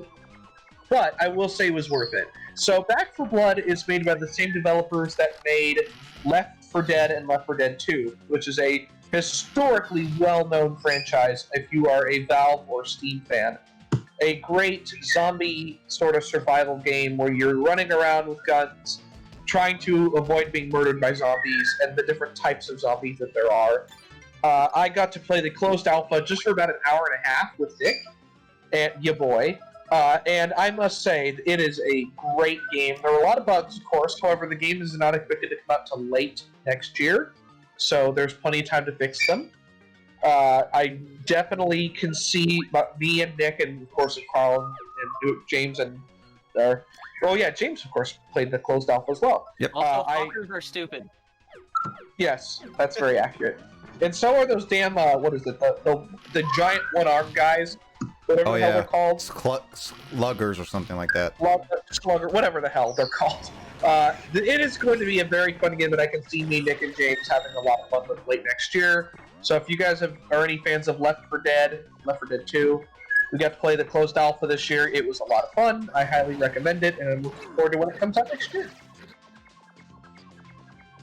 Nice. All right, Carl, you're up. Yep. Alright, so now we get into the more interesting games on my list. So, What? The other games weren't that interesting? well, I mean, I have a little, I have a bit more to talk about than these. One of them came out in 2018, so... What the hell? Who just posted this thing in the what is this? This That's book? James. Oh, the book with the six-pack James, dude on the what the cover? hell Yeah, is like this? what? I'm sorry, Carl. James just put like porn in our chat. I don't know what the hell this is. It's I not. would just label it as an NSFW chat. Oh god, Good I'm thing sorry, you're not at Kyle. Go ahead. work, Kyle. Yep. All right, Carl. So for What's it? So for my third favorite game in 2020 is Xenoblade Chronicles Definitive Edition. This, unlike Super Mario 3D All Stars, counts because it's it's a pseudo remake of, well, not remake, but remastered version of the original. Now, this game, I pretty much got into this series starting with Xenoblade Chronicles 2 back in 2017, and once I got used to like the combat mechanics, I pretty much wanted to try the original. And in this game, like honestly, with its updated mechanics, I feel like is a huge improvement over the original. Like first of all, like the UI itself was overhauled to be a bit easier to read, and there are these other visual cues, such as an exclamation point over certain attack or certain moves that you can use, which states that, oh, you should probably use this move at this point because it will deal more damage, for example. Another thing that I like about like Xenoblade is first the setting. I find like the concept of just roaming around on like the whole entire world being on 2 titans, and pretty much like, and that just leads to interesting level design. And I think like the final thing that I'll just talk about is the music. The remastered music is just, oh, it's so good. Eargasm. Like, it is amazing to listen. Like, if you guys have not listened to Xenoblade, like to the definitive version's soundtrack, give it a listen.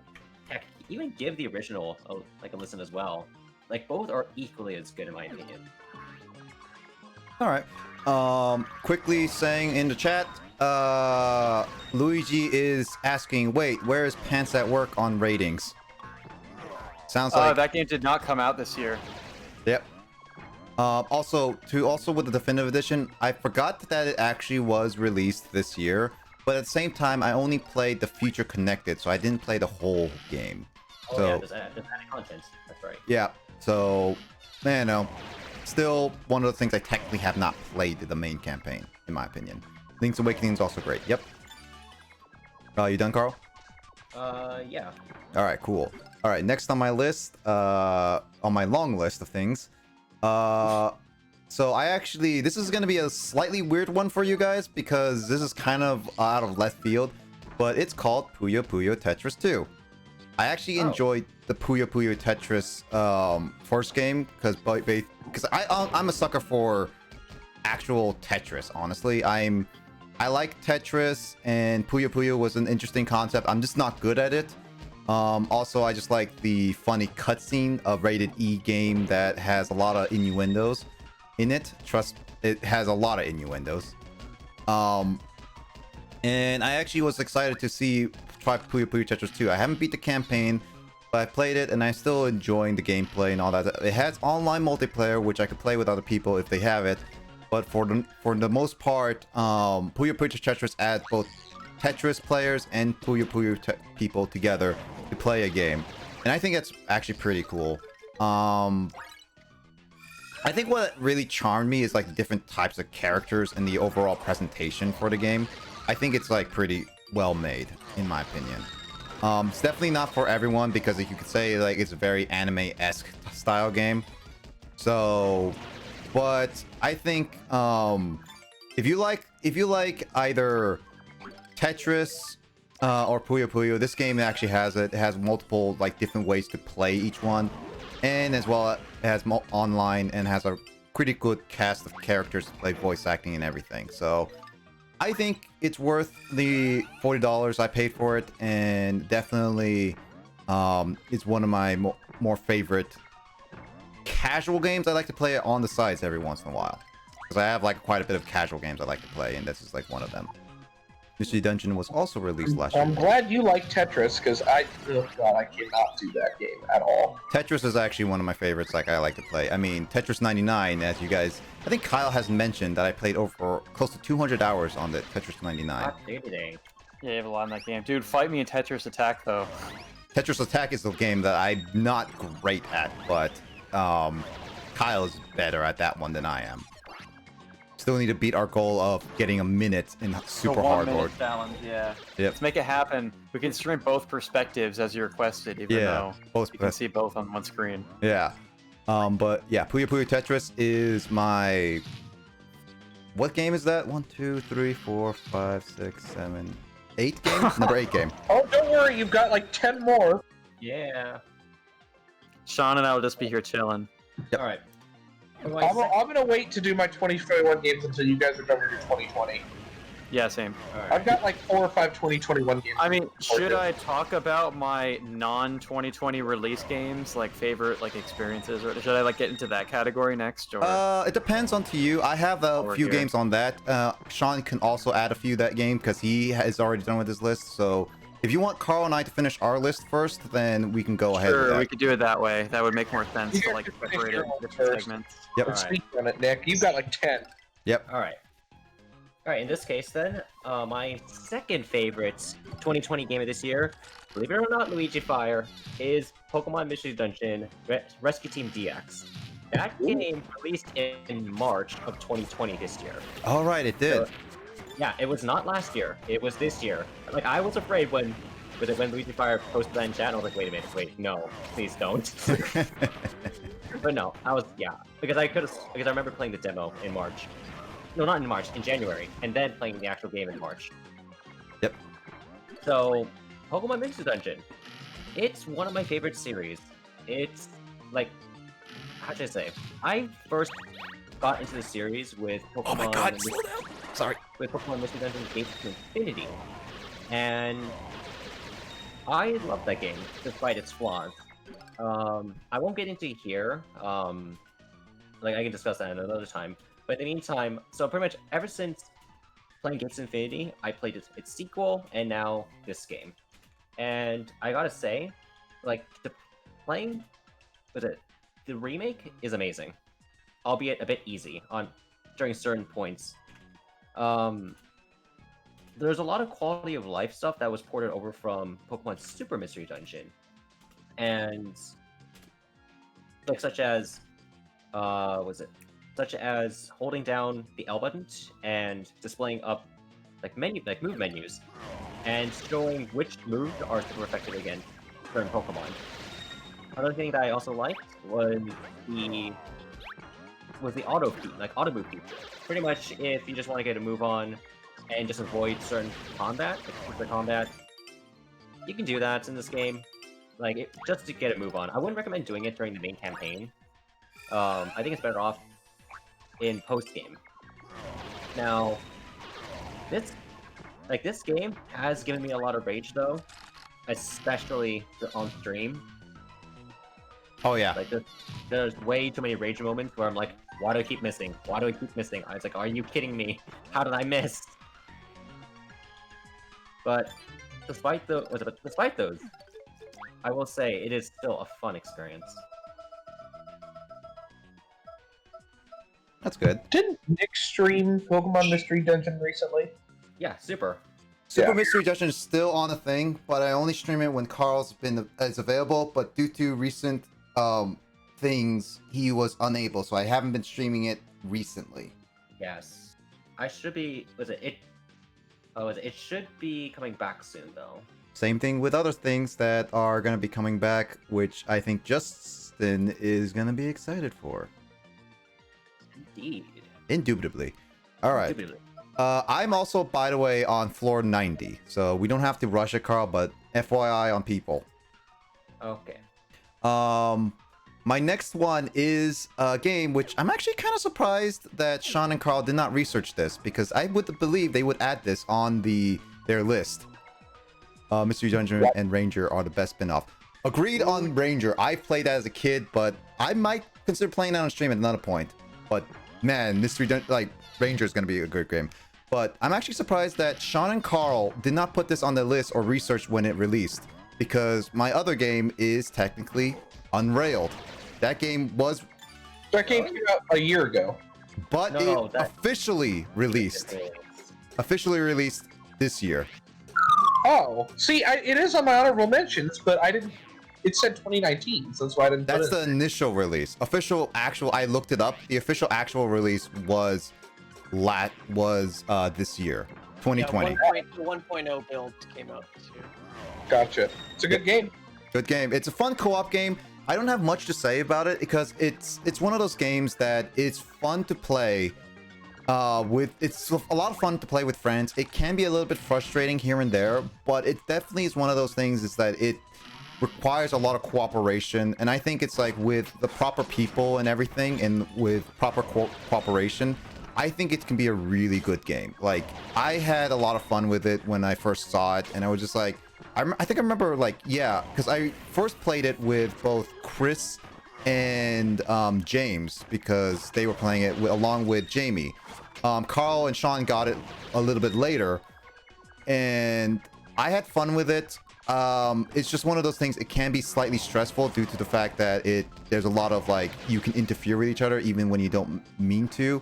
Yeah, it's very claustrophobic in terms of character movement. Yeah, but I think its overall aesthetic is fine. It's like, as I said, it requires a lot of cooperation, and if you plan ahead and all that stuff, I think it could be really, it's a really good and intensive game. Also, yes, Greninja. Yes, we did not say Poke Park, but that's on purpose because Poke Park is not a great game. I'm kidding. Call out. Oh, Justin's gonna hate me for that one.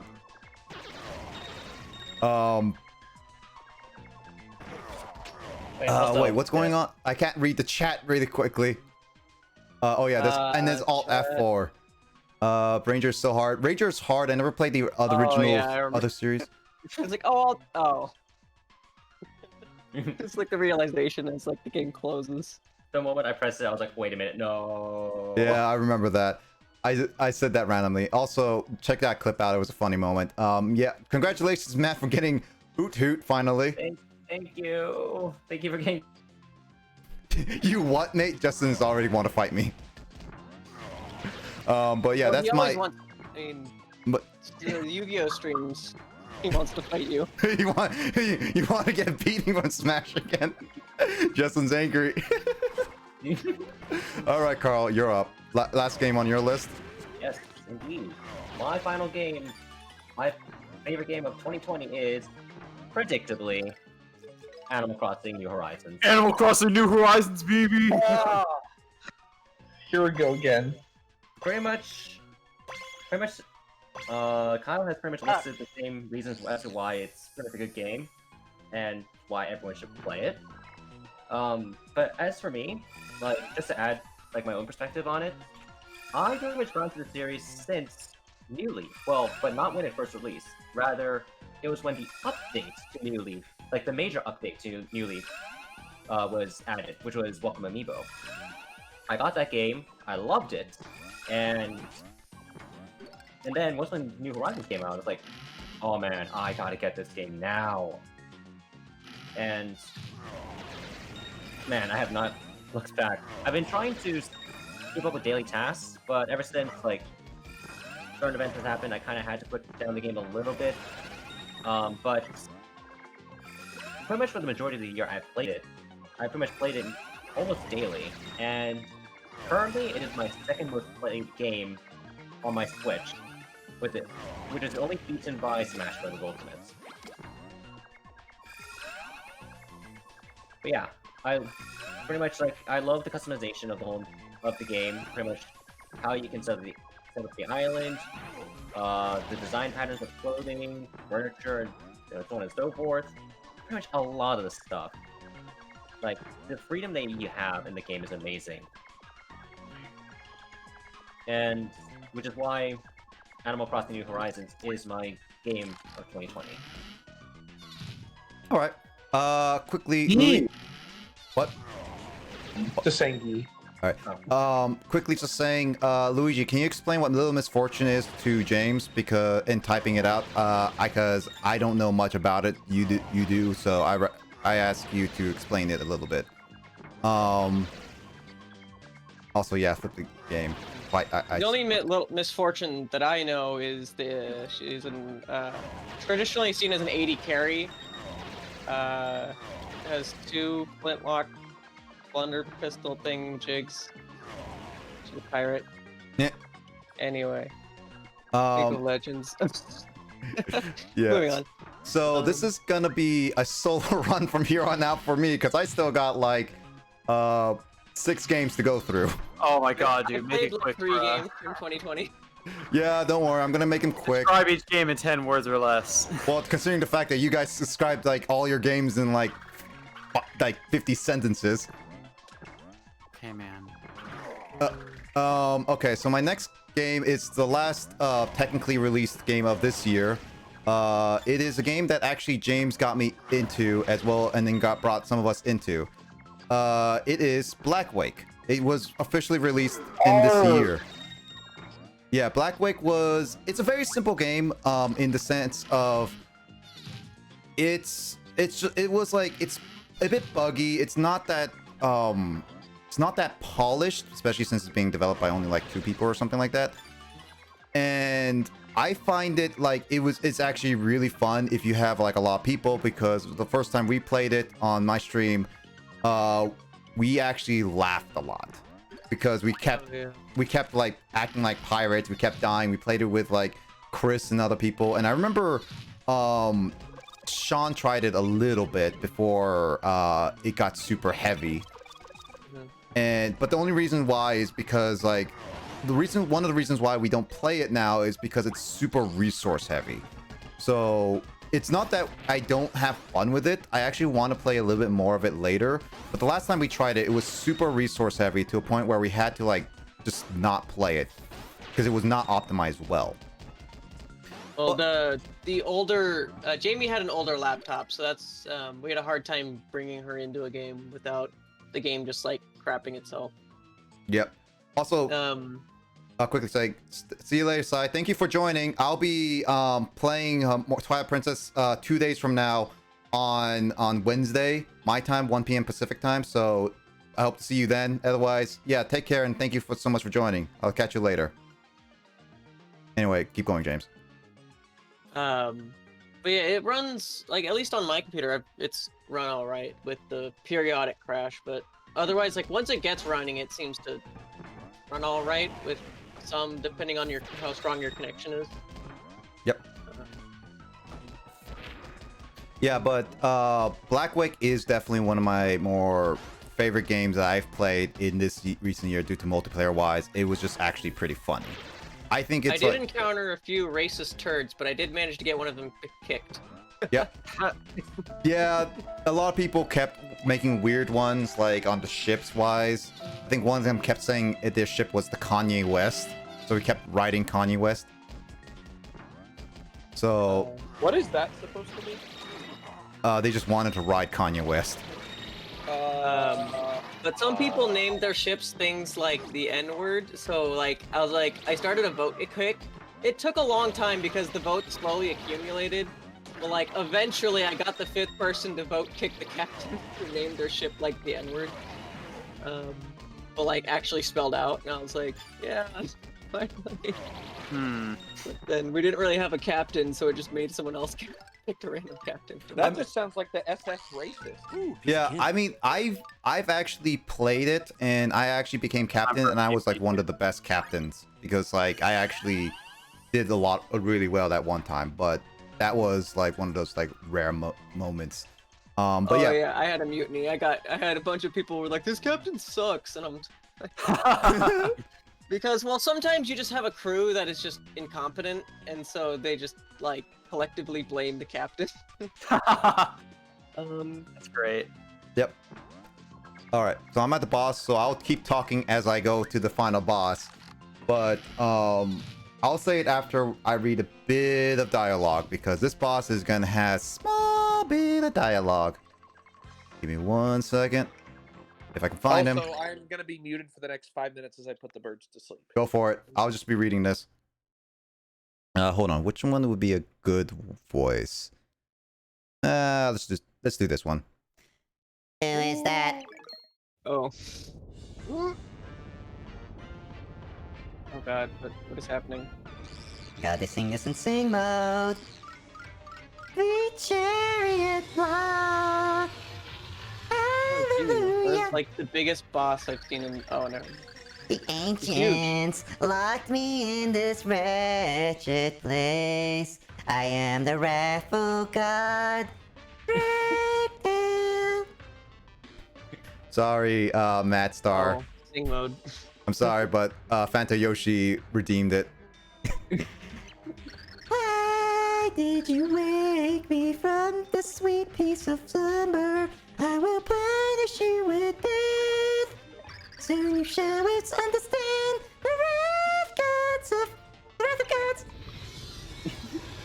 Hallelujah. Oh, did you just explode? Well, my batteries died.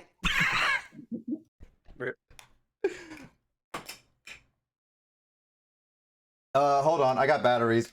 Luckily, I was prepared for this. I was just prepared. All right. Let's put this back in. I'm back in. So this boss is not that bad. All right, my neck. Effing lol. Yep. So my next game actually is all of you played at some point. Yeah, things about battery death. Yeah. It's the Jackbox Party Pack 7. It's a multiple pack, but it was released this year, and it's still technically a game. It's actually one of the best games the Jackbox games I've played in a long time. Cause like I remember I have owned all the Jackbox games, and Jackbox Party Pack 6 was fun because it had Push the Button Trivia Murder Party 2. Jackbox 5 was a little bit disappointing. That timed perfectly. Yep. And Jackbox Party Pack 7 was actually a lot of fun compared to a lot of like all the other Jackbox games we've played. And the time I streamed it with all the games, it was a lot of fun. Like it was super fun compared to like the other games we've played. And so I just enjoy it. I think it's better. The only problem I have with it is that getting audience members is actually very, very difficult because a lot of it requires a lot of communication verbally. Like The Devil Has No Deals is a fun game, I think, but the problem is that being on Discord, it pretty much requires you being on Discord to talk, and as well as so many people are talking at once that it really makes it super difficult to organize everything. Yeah, it's not very well optimized because it lets you play with up to 8 players, but it's not well optimized for that many. Yep, and it's a mess. Yeah, and then there's other ones that you have to kind of like ad-lib speech. That requires you guys being in actual call. So that is something that while I had a lot of fun with, it's not great for audience players. You have to use Discord. Yep, you have to use Discord for some of these. Streaming it on Discord without delay also helped. That's what I also liked when we were going through Discord, because I remember many of these Jackbox games I could not stream on Discord. At least they didn't have it, and doing on Discord helps a lot. But Jackbox Party Pack 7 is definitely one of my favorite, if not the favorite Jackbox compilation. It's not my favorite. It doesn't have all my favorite Jackbox, like my favorite Jackbox games. Because I still like Trivia Murder Party 2 and like Push the Button. But it's the compilation overall. Still a lot of fun when you can get it organized and not as chaotic. Also, quickly, the boss at it is Ragtail, very menacing lord of the Pit of 100 Trials. HPT is question mark. Attack is 10. It can fly, swoop down with a big mouth. I think it's a prototype improved Fractail from the old desert. The ancient must have built it, but Fractail it's a 10 like we thought. This boss is exactly like Fractail, by the way, so it's not that different. My next game is gonna be the same. Are you cheesing it? Yeah, yeah, Well, no. I thought I was just gonna straight up die. Yeah, no. This boss with the characters actually makes it super easy. Oh, hold on. Woo! My next game on the list is actually Fall Guys. So going on this one, since it's been talked about twice now, I'm not going to say anything much outside that it was a fun multiplayer game. I have a lot of fond memories of it, even though we had it like early on. And I think it's like, even though there was a lot of hackers and then there was a lot of like, oh, hey, people are cheating kind of thing, I still had fun with it. I don't know. I thought it was a very fun with some of the hackers because it was funny seeing people fly, and I thought that overall it was like a fun multiplayer to get. The biggest problem is with it is definitely just getting a crew together in the same lobby at the time, and it was super chaotic. So definitely had to improve, but I haven't played season 3 yet, so definitely I'm going to try that soon, see how it is. Also, as traditional sake, Kyle, as I bought this Yellow box. mystery YOLO. Mystery YOLO. Oh, not bad. So it's a one shot. I don't know if it's gonna one shot. Nope. But okay, so and then going on my next list, let's see. I have actually that was made, like it was confirmed that it was made at like a previous year, but it was never fully released until this year. Call of Duty Modern Warfare 2 remastered campaign remastered. I have a story why this game is on my list. Is because I actually played Call of Duty Modern Warfare as a kid, and that was one of my big FPS games I played outside of Halo, because I played a lot as like when I was at a family friends, and it was like one of my favorite games I've ever played as a kid. And seeing it remastered, I played the heck out of it. I have both the PS4 and the PC version, and I even 100%ed all the achievements on that game. And seeing it remastered and playing it all, I even showed Carl being like the whole remaster campaign, and I still think it's still great in my opinion. It's definitely, in my opinion, one of the best Call of Duty campaigns out there.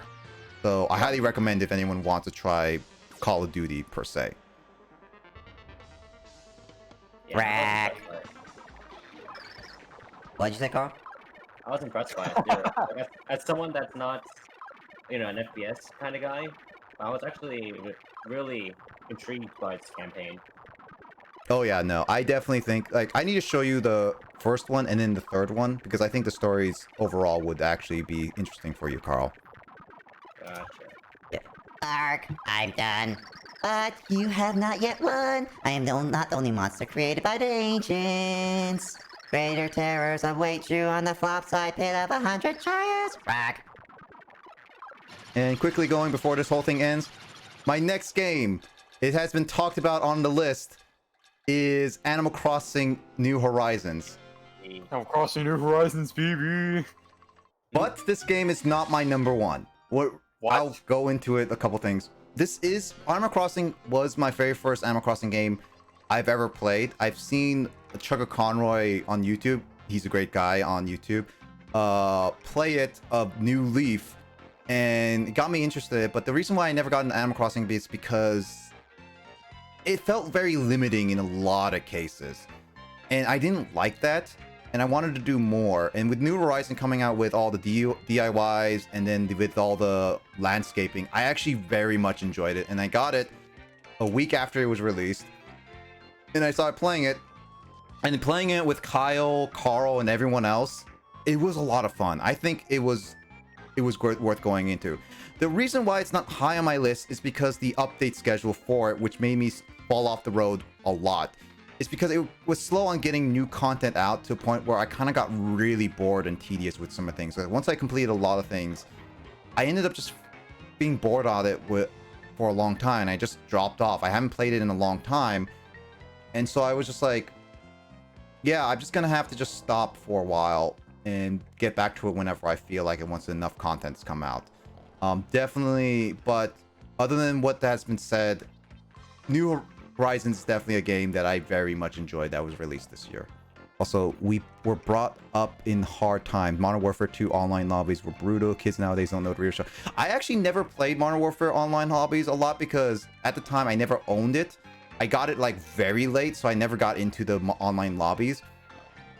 But I've heard many stories about it, like many stories, because I was brought up in the world. So I don't know the lobbies personally, but still one of those things. Also, Luigi, you should try to get New Horizons so you can play it with all of us.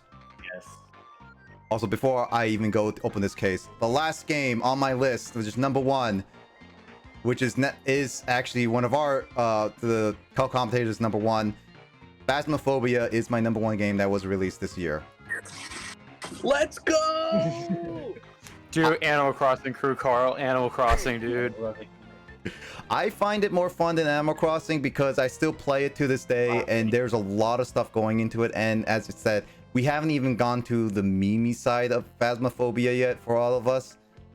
And once I officially die, because if you guys don't know, Phasmophobia, ever since I've gotten it, and we've been playing it almost every single week, I have yet to die officially. Everyone in this call who has Phasmophobia has all died at least once. That's bullshit. And I have yet to die, so once I die, I'm planning to go with full Mimi on it, so it's gonna be funny. So, Carl, we know who's going in the house next. Yep. So, other than what's said, Phasmophobia is like my favorite game of this year. So, and one of my favorite games of multiplayer wise we've ever played. Did you guys ever play Horizon Zero Dawn on PC port this year? Outstanding game. I have Horizon Zero Dawn on PS4, but the only person who has played it in full is Sean, who is very much looking forward to Horizon Zero Dawn number 2. So, so Sean knows it more. Carl and I have been watching me play. It's all on our own time. I will get back into it with Carl as well as along with Color Splash. So it's one of those things that. It's so long though. Yeah, but we'll get back into it eventually. But so far I'm enjoying it. Carl's been enjoying watching it. But yeah, we are playing Phas. I'm gonna get. Yeah, you're gonna get me killed. I mean, one of these days I am gonna get killed. I know I'm gonna be killed. Predictably, I am gonna be killed. So one of these days. It's just one of those things is that I'm trying to see how long I can go without dying.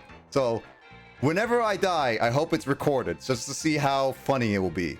This is the 12th grade Hamlet tag bullshit. You need to be tagged. You need to die. If Grace is still streaming, we can raid her with all of our stuff. Also, yeah, so but that is my whole list. We will then go to honorable mentions as I go through do other stuff. But first,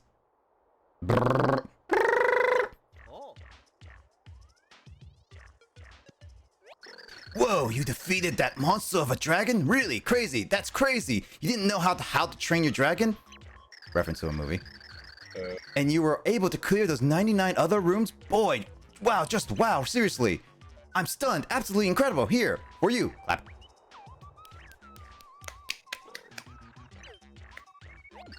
Rad, as that was, though I've got to warn you, stay on your toes for what's ahead. Listen up and listen good. You must treasure life. Got to. You've absolutely got to. Absolutely got to. Catch them all, Pokemon. The chances here. I mean, don't you think so? I'm sure you agree. All right, done. Gravy. Fate brought us both here, and so I will lend you my power. And this is the third and optional pixel you can get in the game. This is pixel named Dashel. This one actually makes me run fast. So Dashel and Shuffle, and you'll be able to charge a fiercest attacks. Gotta tell you, that's how I survive many a battle. Yep, fleeing, it works. Trust in the power, and you can run away in a peaceful world. So Dashel is unique because I can actually run really fast. This is one of the things I was considering with Sean, but since the whole pit's gonna take a while, Dashel makes you run super fast if you hold the bounce button. So, but I didn't have it until now. But faster. Yep. And it's not like that one power up which makes you go extremely fast, like 1.5 times speed. Yep. I want to quickly point out, I had no idea Nick was actually going to put Phasma as number 1. I'm very impressed right now. I was considering putting Animal, but then Phasma is like, nah, I had a little more fun with Phasma than overall. Awesome. You've enjoyed watching me and Carl die. There was times where I didn't record every single moment, but probably from here on out I should. There was times where I should have died, and yet Lissa, one of our other players who's not here, and Sean, Friend of the show, what timers for my guest? yeah, and also Sean have died in the end. So just like one of those things is like, yeah, I should have died, but I ended up not for some reason. So Well, I have to say that during like multiple times during a hunt, was it Nick and I are always the first ones out, and then the door locks behind us. Speaking of which, of Phasmophobia, Grace is actually playing it right now after quickly looking at the stream. Yeah, she is. Shall we raid? And she calls herself a noob. Get out of here. She's playing it. Oh yeah, let's just see how Captain Gills is doing. Oh hey, Captain Gills. Oh, you have babies. What the hell? Also, look at all the bones. Oh yeah, that's right. Oh yeah, Clearly also Captain Gills is a revenant. beating the entire game. Actually did not get me yet. Oh, there's something I have to do right before I have to do that. Got it. But yeah, as I go through some things, because I'm gonna try to prepare for the next one. Let's go with some honorable mentions and some games we're looking forward to, because we have that list ready. I don't think I've ever met Grace. If you want to meet Grace, here's a shout out. She is a friend of our stream. She comes in every so often, but she plays like a variety of games.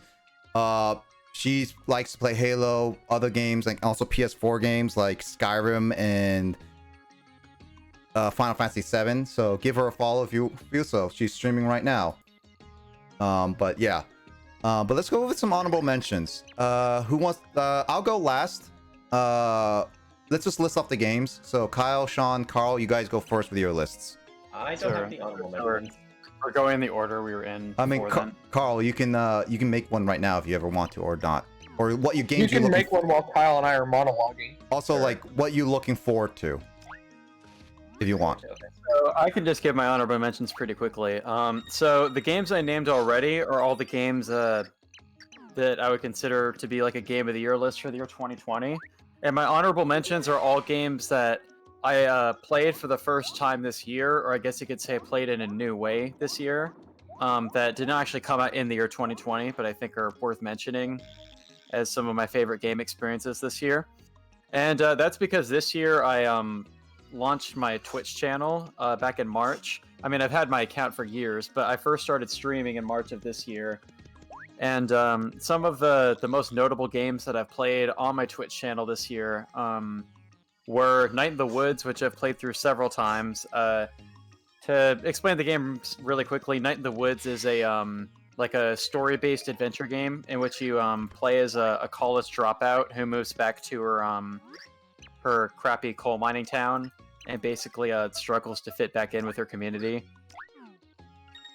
And it kind of deals with kind of a mix between like themes of social isolation and like alienation for the main character, but also deals with a lot of social themes as well.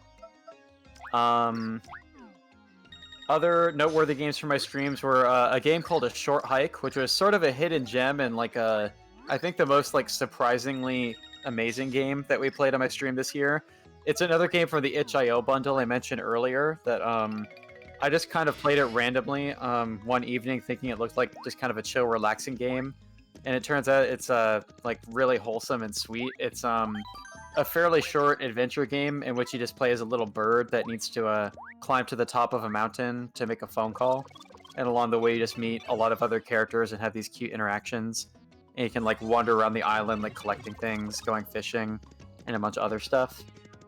And then other games that we played on my stream was the Emily's Away series, which kind of similar to Left on Red, which I talked about as one of my 2020 games earlier. Emily's Away is there's 2 games in this series thus far, and it's basically a series of experimental games in which you play like sort of a simulator of like instant messenger clients from the mid 2000s, and it kind of like makes a lot of reference to like the technology and social media of that time.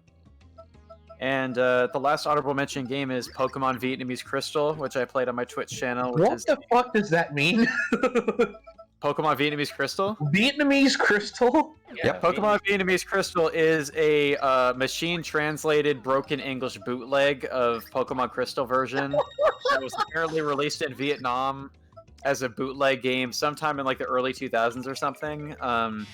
If you even look up screenshots of some of the gameplay, you'll kind of get what sort of mood the game is pretty quickly. For example, a mistranslation of inserting items into your bag results into the game coming up with sentences like player name, Barry, bag fuck. Oh, nice timing, Nick. Oop. and just other weird broken English, like talking about monks practicing Buddhism. Your rival tells you, "I am a monster," the first time you meet him, and all sorts of other goofiness like that. So playing that game on stream was a pretty fun way to relive Pokemon Gen 2 in a really quirky and unique way. And yeah, those are my honorable mention games. My Twitch channel is twitch.tv/dudesbb for anyone who wants to follow me. All right, all right, Sean, you're up. I'll do half of my honorable mentions to the other half of my honorable mentions, and then get to 2021 Yep. on my third try around. Oh no, you can list them all at once if you want. We're going through all at once. Oh, okay. Crap, hang on. You got a crap? No, I can't look at my list because every time I do push to talk, it keeps putting these new characters in my notepad, so I can't see them. Of course. Okay, there we go. Sorry, I had to take a picture of the list with my phone so that when I hold down my ampersand, the key below the escape key. Probably. Tilde. When I hold down the tilde, I won't put stuff in my notepad. I'll just do the honorable mentions of games that I played this year, and then I'll do 2021 the next go around. Unrailed for sure has to be one of the games that I really enjoyed this year. Great kind of Mario Party type game where you and a group of people really have to work together. Well, I guess that's not Mario Party, but you have to Mario work. Party are really trying to kill each Yeah, that is accurate. You just have to get to group together and work to achieve a common goal, which of course is build train tracks. And me and Nick and Carl had a lot of fun doing that. Shout out to Unreal. Among Us, I know. I think it's a 2020 game myself, and so does the Game Awards, by the way. So don't let anyone, Nick, tell you that it's not a 2020 game. Great game. And here's a game that me and Nick really enjoyed in 2020. Surprised you didn't mention this. Well, I guess it did come out in 2020. But not Among Us. A Way Out is a great game. Nick, do you want to talk about A Way Out for a minute, since you kind of are better at talking about games? Oh yeah, I forgot about that. Did we actually play it this year? Yeah, we played it at the beginning of this year, during the pandemic, at the very beginning. I forgot if it was. Man, it's weird. Hey, before you talk about the game, apparently your game audio sounds weird on Discord. That's on Discord. I think it's only on Carl's end. I don't know if you guys think it's weird. But Oh yeah, it does sound weird on my Discord. all right, give me a second.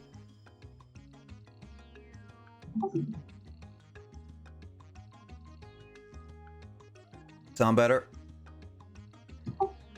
Hang on. Jump. Yeah, there we go. Sounds better, yep. Yeah. Okay, so A Way Out is basically, I forget the developer's name, but basically it consists of, it's a very heavily cooperative game. You do need at least one person to play. The game controls two different people. One kind of like, I guess like a troublemaker in a sense, and another, like both of them are basically, he starts out you guys in a prison camp, where one just starts coming into prison and the other was already in prison camp. And they all have their reasons for being in there. And I'm not going to go into any spoilers because I think the best way to experience the game is definitely playing it. It requires like you guys trying to break out prison, but also looking out for each other. It really heavily works on cooperation and working with each other, getting through everything. And the story plays along as you guys are going.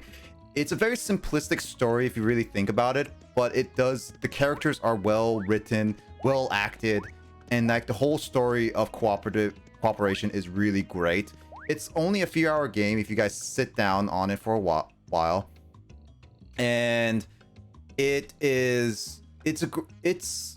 think it's like, and it's also, the game is great because I'm gonna go get on that, Matt, by the way. But if the game is great because if you have a copy, another person can either give a copy to a friend for free, or they can use a free trial demo of it, which can actually act like a full game. I know Sean has the game on PS4, and I actually downloaded a trial demo, and it worked and we played the game full all the way together cooperatively, and actually Sean and I were enjoying it at first as like a simple game. We actually goofed around a couple times, but when it got to the very end, Sean and I just like said like this game actually just bumped up to a really good point because the story just hit a perfect note for both of us that we were not expecting.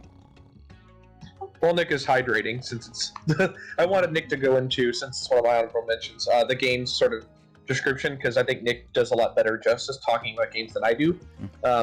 Did we find that game at PAX? Is that where we found that game? We just never got around to playing it. You know, I actually don't think we ever did on PAX. I think I found it, and I think it was. Oh no, I think I know the reasons. I think it's like we were looking up cooperative games on PS4. And I saw it on sale, or like it's one of those things, and you got it, or I gifted it to you, and it was like this game can still work if one of us has a copy. And so I downloaded the trial version, and then we just worked on it, and it actually fully worked as a full playable copy. I think that's how we did. I have a physical copy of it. Yeah, because I think I sent that to you as a gift. Gotcha. Yeah. Anyway, to echo exactly what Nick said.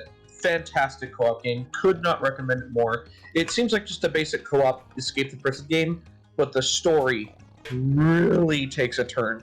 Near the 75% mark into the game, like I was blown away. Like for just how a random co-op game, it's such a great story. So huge props to the developers. Let me quickly pull up my other remaining games. I'll try to speedrun them because I know Carl, you have some good games as well. Also, another thing about the developers is that they're also releasing more games that are similar to A Way Out, that if you buy a copy, you can give a copy to a friend to play with. So, God, they're really good at freaking emphasizing co-op game. That's awesome. Yep, It Takes Two is coming out, and it actually looks a lot of fun, Sean, because it is all about a broken marriage, and you guys working together to fix it. Great game for me and Kyle. Why do you say that?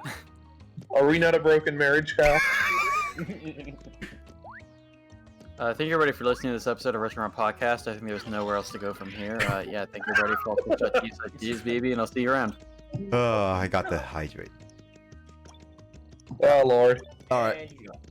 Go, Sean. Look what happened. Kyle divorced me. Yeah. Couple last bits of things. This one doesn't take much of a description. Uno. If you don't have that game on Steam, highly recommend it. It's kind of glitchy. It was invented like a bajillion years ago. Yep, well, it's an honorable mention. I played that when I was like 5. Well, we're playing Uno the crappy, is it Origin? Or No, Ubisoft. Ubisoft. And, you know, the game, despite the fact that Ubisoft sucks ass, it's just annoying to try to play the game, it's still a fun thing for me and Carl and Nick have enjoyed this year. Another game Carl and Nick enjoyed was Pummel Party. I won't... AKA Violent Mario Party. Rated Mario M. Party is violent. No, Pummel Party is Violent Mario Party, trust me. It's Mario Party with blood. It's Mario cracking. Party with, like, violence. It is a great, great game. Really recommend it. For if you like Mario Party and want to get gory, I could not recommend it more. Another game that I took Nick is going to get mad at me. 3 or 4 years to finally play after I got it at PAX and promised the developer I'd play it. And then never did. I got very mad at you for doing that. Yeah, I told the developer at PAX, he was at PAX, yeah, I'll play your game, I'll review it, and I'll let you know how it goes. Also, Then I think you also promised to stream it at one point. And then never did. Everybody follow Headliner. twitch.tv/Sean Quinn Sports. Yeah, so Headliner. It is a game about a journalist who tries to basically, he is the editor of a newspaper that dictates what happens in a game. So you're like, you are a editor-in-chief of a newspaper, and you have to pick like which articles will run in the newspaper, and whatever you choose shapes the events of the game. And it's really fascinating because it brings up a lot of journalism ethics and sort of like how journalism sort of shapes the way the world runs. And so if you run like a lot of far-right propaganda in your newspaper, a lot of your society is going to be based around far-right things that go on in your town. And like one thing that I noticed when I run playthrough of the first Headliner game, not the Novi News one, but the first Headliner game, was how I talked about this new, ironically enough, how great and timely this was, a new vaccine to this new disease, and it brought up a lot of like anti-vaxxers, of course, in the game, and they're like, it creates a situation where you have like anti-vaxxer terrorism, where they basically create a form of bio-warfare where they try to create this virus that replicates and blah, blah, blah. I won't get into it for long, but it's a great game. Highly recommend. Headliner. 3 more games. These are easy. Smash. I know it's been out forever, but love Smash. Love playing Smash with Carl when Carl's not destroying me. Super Mario Odyssey. And by the way, all these games are courtesy of Blazer Gamer 112. Please give them money so he can buy me more things. Please sub to Blazer Gamer 112 so he can buy me more things. Okay.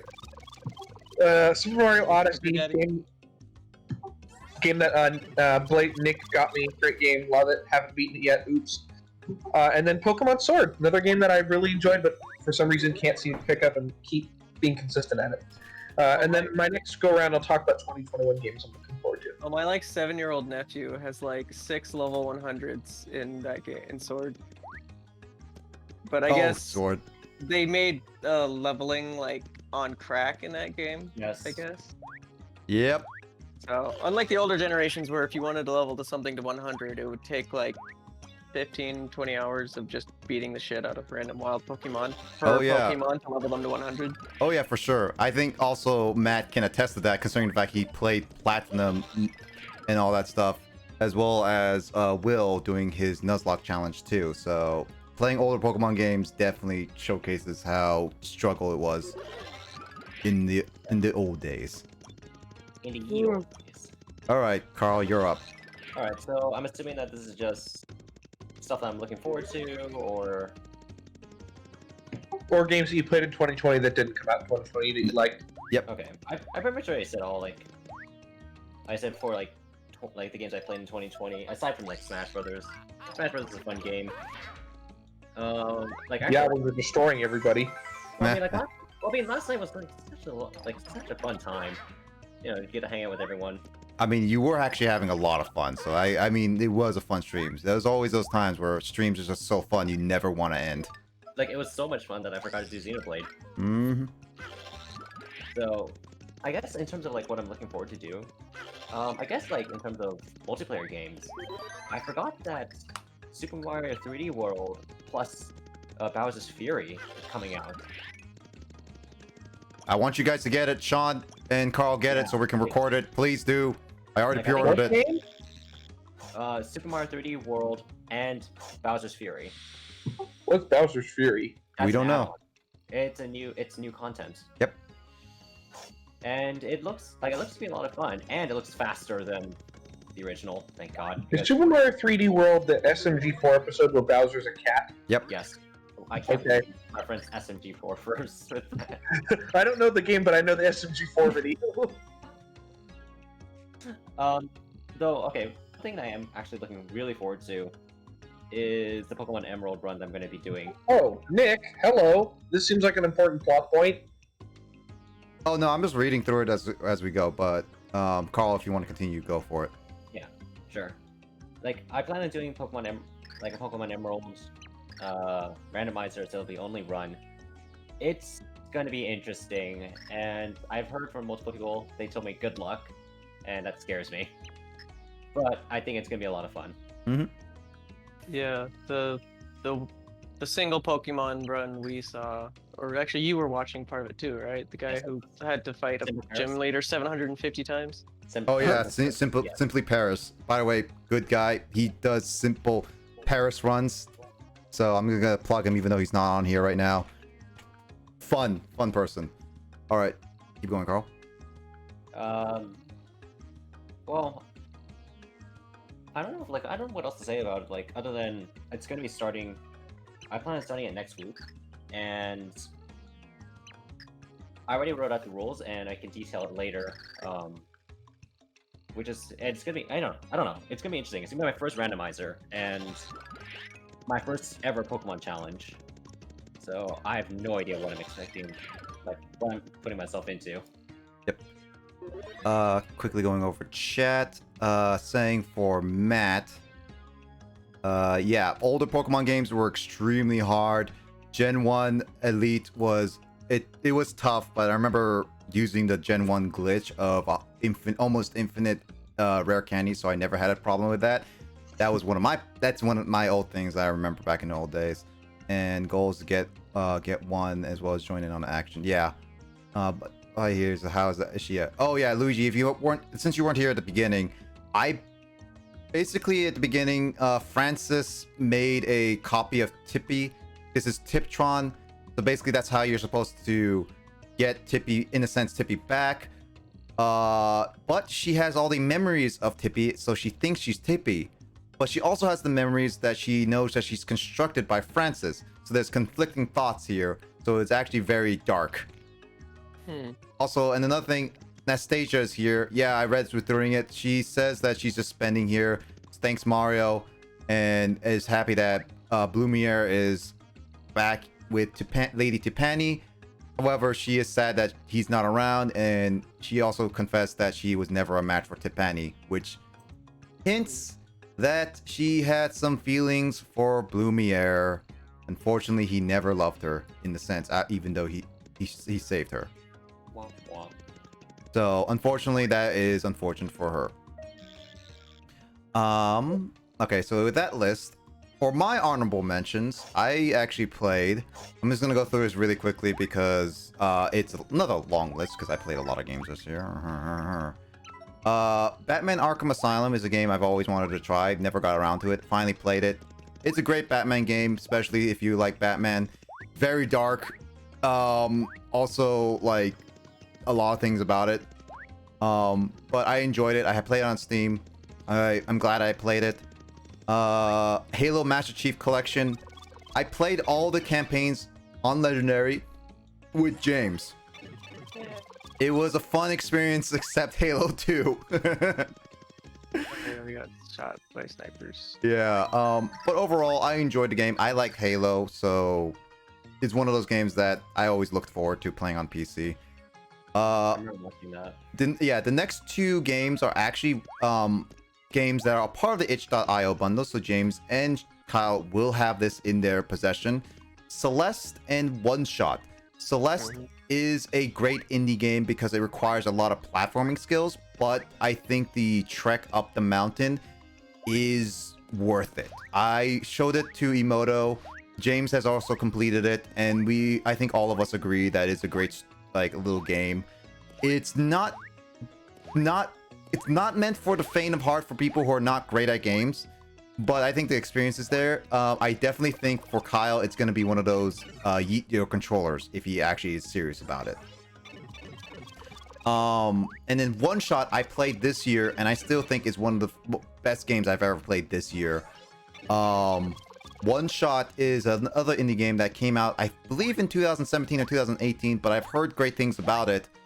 I honestly think it is a great game. It's an 8-hour style game if you go for the 100% route. If you go for the normal story, it's only like a few hours, like 5 hours. 5 to 6 hours, but obviously I think it's a very great game. If you haven't seen it, I have highlighted it on my channel, and I plan to get out a YouTube videos series out of it very soon, as I can. I think it's a great game. It's simple, but the story and the meta gameplay is really good. I really think it is. Then there is Dragon Ball FighterZ. It's a fighting game. I like Dragon Ball. It has a lot of fan service in it. I've been trying to get a little bit better at it. I just overall just enjoy it. I'm gonna try to get a little bit competitive in that, but we'll see how well I do. Want to get more friends or play with people on that, so who knows? If I can get more people, I'll do it. Another game is Valkyria Chronicles 4. This is a game actually that I got Carl into, and he's currently playing. Yeah.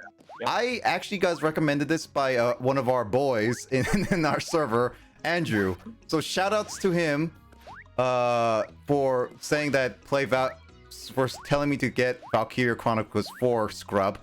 And I played it. I actually did not enjoy it as much at the beginning, but as I went through it, the story actually got a lot better for me, and I actually thoroughly enjoyed it really, really well. I honestly started enjoying it a lot. So I'm excited to see Carl play through it and see all his reactions. Even though it's gonna take him like over a year to beat it. Yeah, at this rate. But I will put. Actually should have put this as an honorable mention because I haven't finished the game yet, but it is starting to get a lot better. Yep. But I definitely say from here on out, Carl. I know I'm putting expectations higher, but I think this is for any good game. It gets better from here on out. To be honest. But next one is I don't know if Kyle would be upset at me for this or not, but I definitely liked Overcooked 2 as one of my honorable mentions this year. I inhaled loudly through my nostrils as you said that. No, I mean, as much as I like to make fun of that game and how it's a meme about how mad I get at it, like, I do think the Overcooked games are actually, like, good and fun. They're just designed to be frustrating. Mm-hmm. Especially in later levels. Yeah. Yep. Eat that meat. Yep, eat that meat. Also, Matt. Yeah, it's true. That game has resulted in a lot of memes. Yeah. Grace wasn't even there, now she says yeet the meat a lot. Oh, yeah. Matt, definitely if you get Dragon Ball FighterZ, I can show you some of the ropes to it, but yeah. It's a fun game. But yeah, Yeet the Meat was some of it. So we had some great moments with Overcooked 2, and I think it's still a great game. Since Kyle finally got the season pass, we are now today. Yeah, we are now able to play all the rest of Overcooked 2 because we did play some of the free DLC. So now all we need to do is just get the crew to get together to play Overcooked 2, and then we can potentially eat more meat together or make no strawberry banana smoothies. The game defeated Violissa and saved the world, Blazer. No thank you. Game, well, unfortunately, you have no choice in the matter. Lol. Next one is Twilight Princess HD. I'm enjoying it. I haven't beat it yet, but Twilight Princess HD I've been playing on my Wednesday streams. I've been enjoying it. It was recommended by a few people, and I've been wanting to play it for a while. So overall, this is my very first, as the furthest I've ever played, traditional Zelda game ever. So I'm liking it so far. Definitely I played the Wii U version because there's certain gameplay aspects that I've seen in the original GameCube that are not present in the Wii U because unnecessary things were done. Because every time you launch a game in the GameCube, it will always tell you what rupee you collect for the first time of that session. So I didn't want to have that, and certain aspects made it easier in the Wii U over the GameCube version. Another game I've played is Professor Layton and the Miracle Mask. I like the Professor Layton series. This was my very first game I played of the Professor Layton because of all the puzzles and the trickery of the story. I think it's actually great. I think if you guys are ever interested in Professor Layton, do it. It's a great puzzle game. I think and has some really interesting stories. So definitely one of those games I played. Was very fun. Another game that I also been playing outside of streams that I've only been playing with the English patch and only been playing with Justin and Carl and Emoto is Phoenix Wright, the Grace Ace Attorney. While we haven't played that in a while, I actually have been enjoying the whole concept of the whole, what was it, like pre-World War II era or something? Oh, no, what era was it? Well, okay, this is actually before any world wars. This is more along the lines of the Meiji Restoration period, so around 1889-ish? I'm trying to remember. Actually, Kyle, can you back me up on that? That's around the time of the Meiji era, yeah. It's 2020 right now, and Japan has kind of just gotten past the Meiji era, so yeah, it's like, yeah. Yeah, so that game was actually pretty fun. We are planning to play more of it, but as of right now, we have been enjoying it so far. And then the last ones are games I've streamed on my channel. I'm gonna go through them quickly. Yu-Gi-Oh! Spirit Caller. Main reason why I put this on here, I had a lot of fun moments with both, especially with Justin and Carl yelling at me how to play card games, and cringing at me, and late hours. But it's been one of those fun games. I started this year and I officially ended it this year. So that game is done, but I thank Justin for getting me into it. Shantae was another game I played on my stream. I got an official copy of it, and it is a great game on the GBC. Don't get official copy unless you're willing to drop $500 to $700 for a copy. I think it's great. I thank Jamie for helping me through it, and definitely also my friend who also helped me get it. So that's another thing. Pokemon Black finished the main story. Great game. First time finishing and beating Gen 5. So that is a game that I enjoyed overall. Still planning to play more post-game to just enjoy more of the game. Pummel Party. It's another fun game. Among Us is another fun multiplayer game I've always enjoyed. And Uno. Not going to go into too much because Sean already mentioned that, as well as Carl. There you go. That's my list. Whoops. Or as Edward would say, woo. Ooh. Any more lists we're going to go through? I have my hype games of 2021 list. There's only 2 of them, so it's pretty So quick. do I. Go for it. So 2021, oh man, there's some games I'm looking so much forward to, and you will be seeing them streamed on the channels of Nick or myself God when dang they it. come out. What? Are you gonna promote yourself again? Yes. No, this isn't for promotion. I'm just saying that I look forward to playing them. The first game on my hype list. The first game on my hype list is Emily is Away 3. So I talked briefly about the Emily is Away games in my honorable mentions. The first 2 games are basically simulations of mid-2000s instant messenger clients, and they kind of like parody a lot of like the pop culture around that time, as you play as like a high school kid / college kid chatting with their friend / crush. The third game, which is called Emily's Away 3, which is spelled with a lesser sign and a 3, so it's like Emily's Away with a heart sign, is it doesn't have an official release date on Steam. It's just listed as coming soon, but I assume it's probably coming next year. And it's supposed to take place with the interface of like old school Facebook as its gameplay, so it looks pretty interesting. And that'll be an exciting one to play as a stream game, because with the other games, I had already played the previous 2 Emily's Away games before, and so when I played them on my streams, I just left it up to my friends to vote on every decision we made in the game. But my plan is to play Emily's Away 3 completely blind. That way I can also have a role in the decision making, and me and my friends can all experience the outcomes of the game together. Mm-hmm. And the second game that I'm really looking forward to in 2021 is Imposter Factory, which was initially supposed to come out at the end of this year, but it's been pushed back until the spring of 2021. It's the third full game in the To the Moon series, which for anybody who doesn't know about those, it's just a series of very moving visual novel stories that were made in RPG Maker.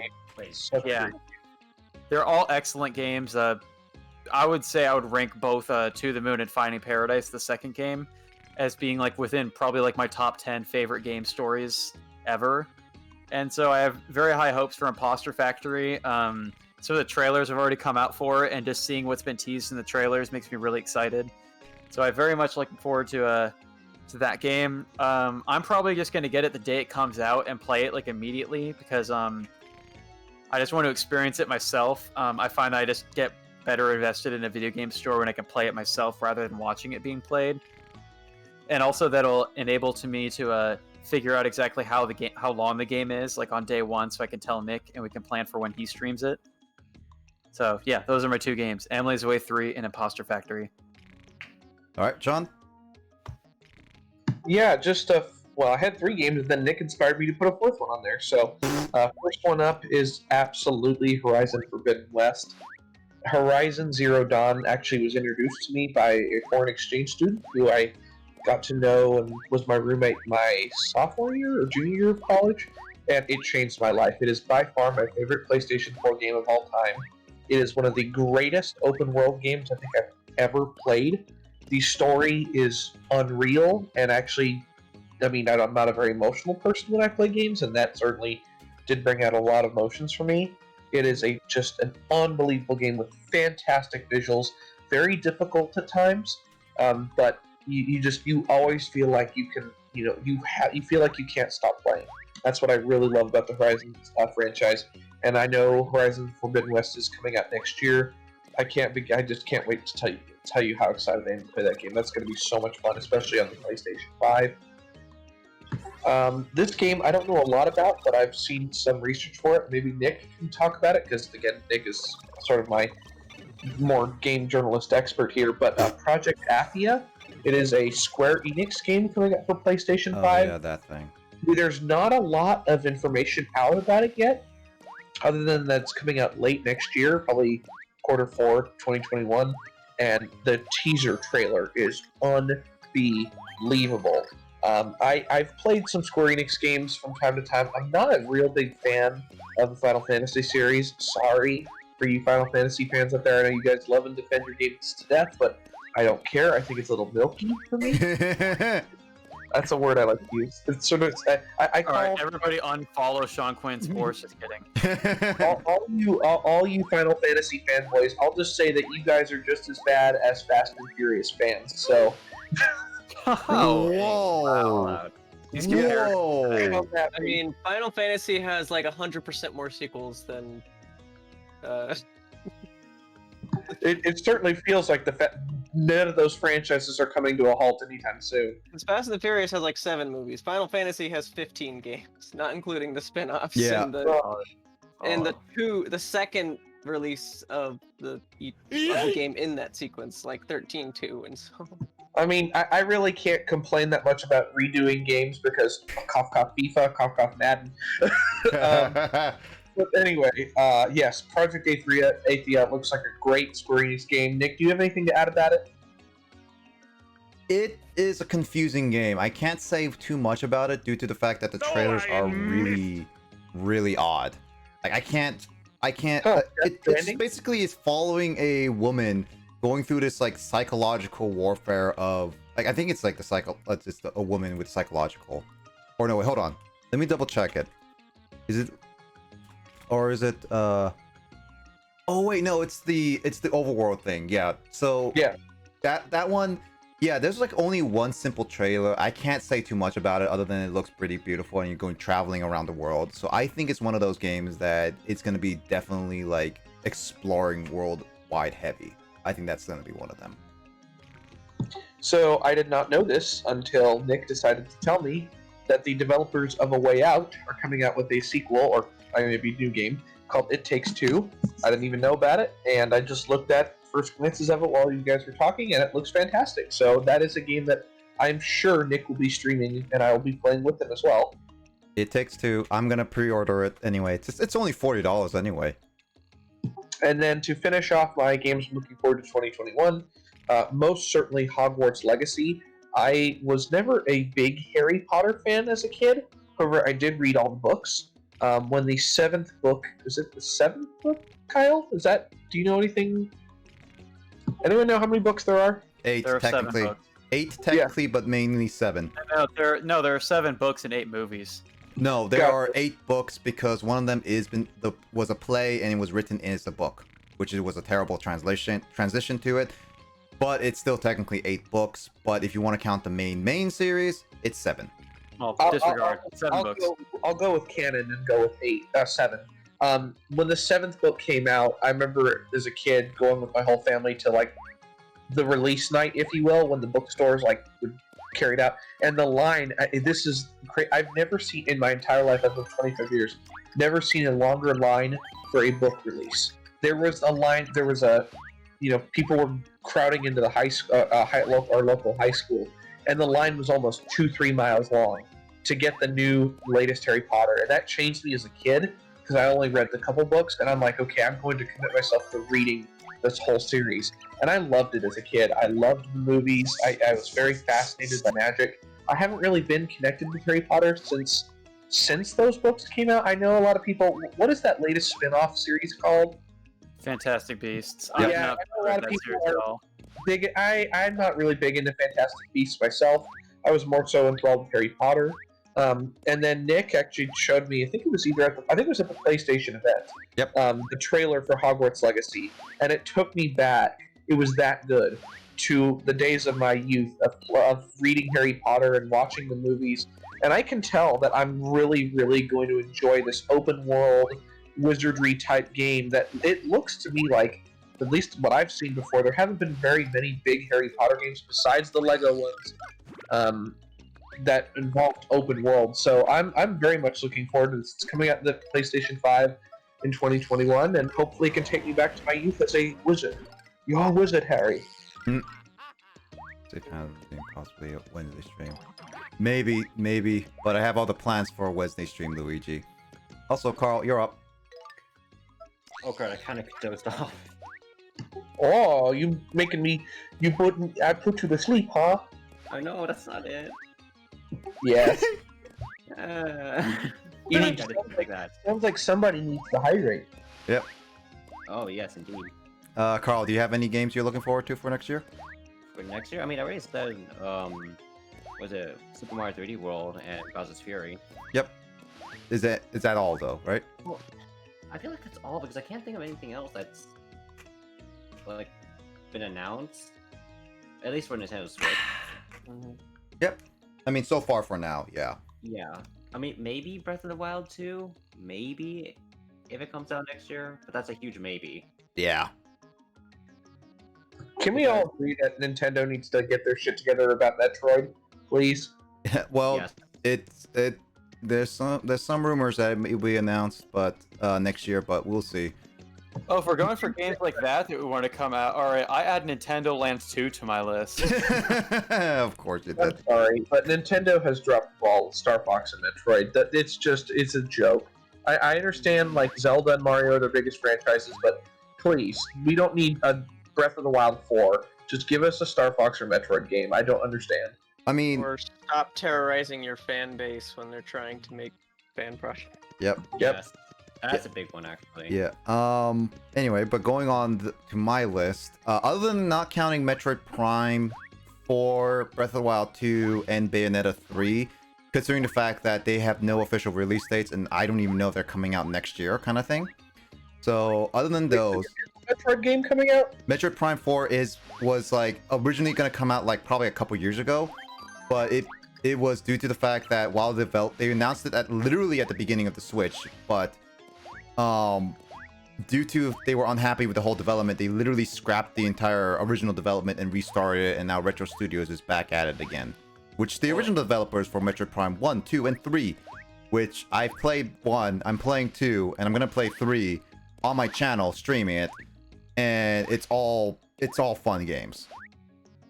I hope they do it justice. Yep.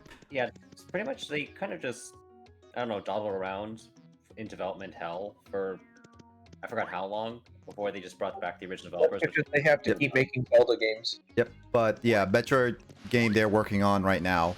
But going on the list of games that I'm looking forward to, and I know I'm looking forward to 3D World Bowser's Fury, especially with the online co-op, because this is not going to be the same, because the original Mario 3D World was all local co-op, and I remember Carl, Sean, and I actually playing a little bit and recording through a failed recording of it,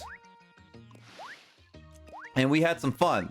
But due to the current situation, we can't do anything local play anymore until everything's settled. But with Bowser, like 3D World and Bowser's Fury, it will all be online, so we can all play it as long as we have the time to settle down at the same time.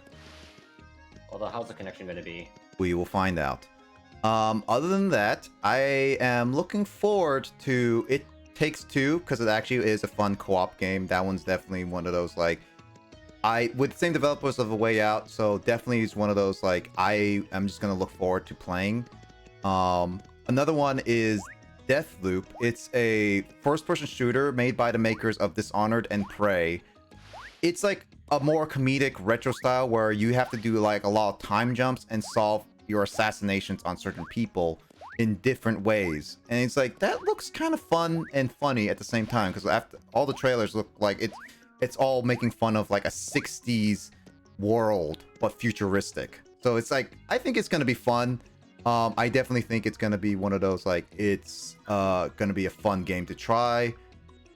Back 4 Blood is definitely one of my games I'm looking forward to, because I've always wanted to play more Left 4 Dead, and playing the alpha version with James and Sean, I think it's going to be worth it.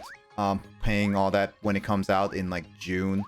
So, and I basically consider it a Left 4 Dead sequel. So, but I definitely have a lot of memories with Left 4 Dead 2, and so like playing this game is gonna be a lot of fun cooperatively. Another game which is a little weird is Lego Star Wars: The Skywalker Saga. I actually enjoy some of the Lego games, and the humor in this one actually looks pretty funny. I actually kind of chuckled at a lot of it, the humor.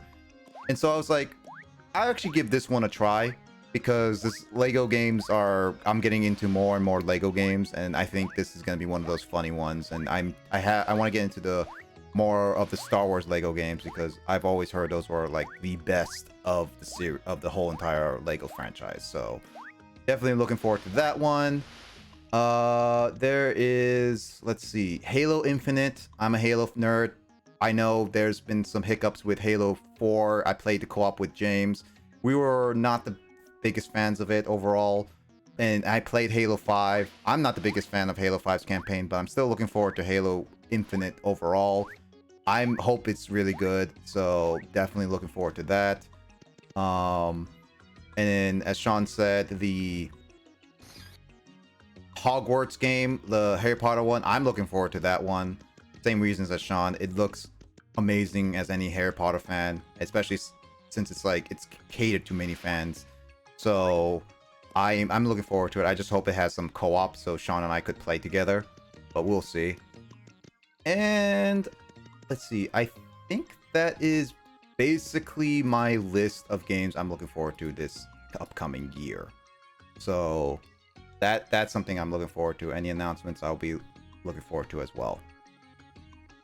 Also, as a quick note, Kyle, I'm surprised you didn't put Psychonauts 2 on your list. Oh, for anticipated games, I didn't really think about it. The games that are on my mind the most are Emily is Away and Imposter Factory. Oh yeah, so. and also I forgot to mention, Imposter Factory is also one of the games I'm looking forward to as well.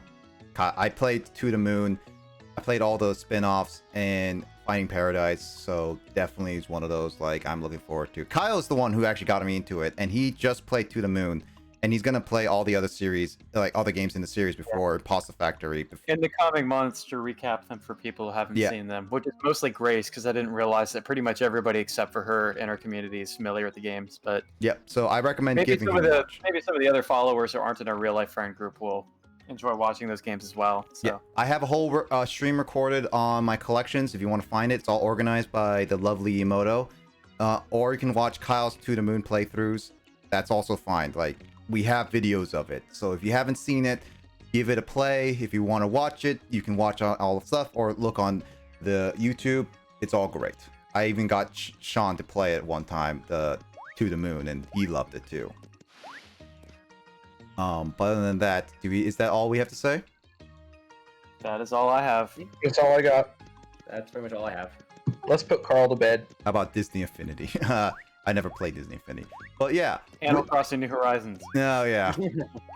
And with that said, this has been an extra long 3-hour, basically, Retrobound podcast. This has been our lists of games we played that were released in 2020. And then also games that we've played in 2020 that not necessarily released in 2020, as well as anticipated games in 2021. Thank you everyone so much for hearing and watching. My name is BlazeRgamer112, and I got we got Digits Baby, we got Child. You're not my child. Sounders FC or whatever the hell mine. Sean Quinn Sports. Yep. And Fancy HBR. Yeah, thank you so much for listening to this podcast, and hope to see you guys in the next one. 2020 was terrible, but the games were all right. Boom. Retrobound.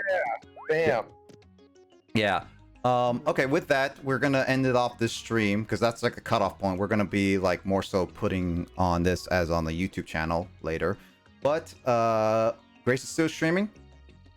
Oh yeah. I believe so, because she's gotten addicted to Phasmophobia again. She's playing it Aren't right we now. all? Yeah.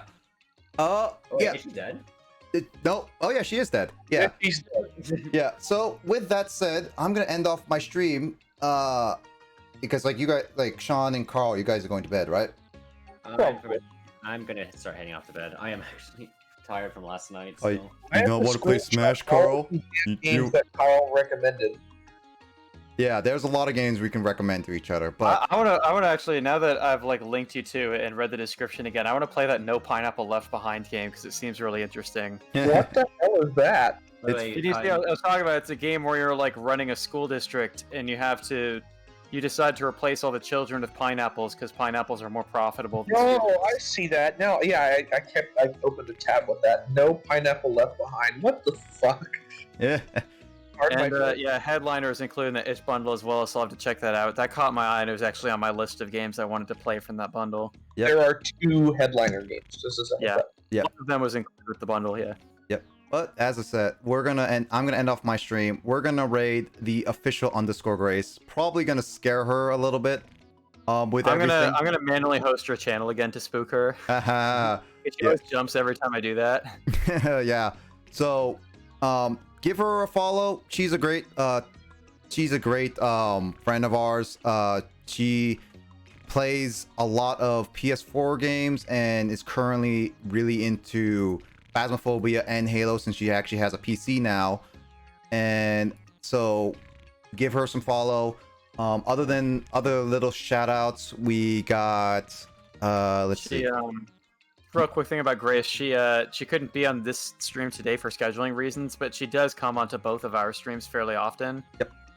In a couple days, we're planning to play the New Year's Countdown and Animal Crossing together, so she'll be on my channel at that time. Yep. Oh, yeah, that's right. I forgot that's a thing. Yep. Other channels you should follow, of course, Kyle's Digits Baby. We got Fanta Yoshi VR, and then who's in the call. The only person in this one list is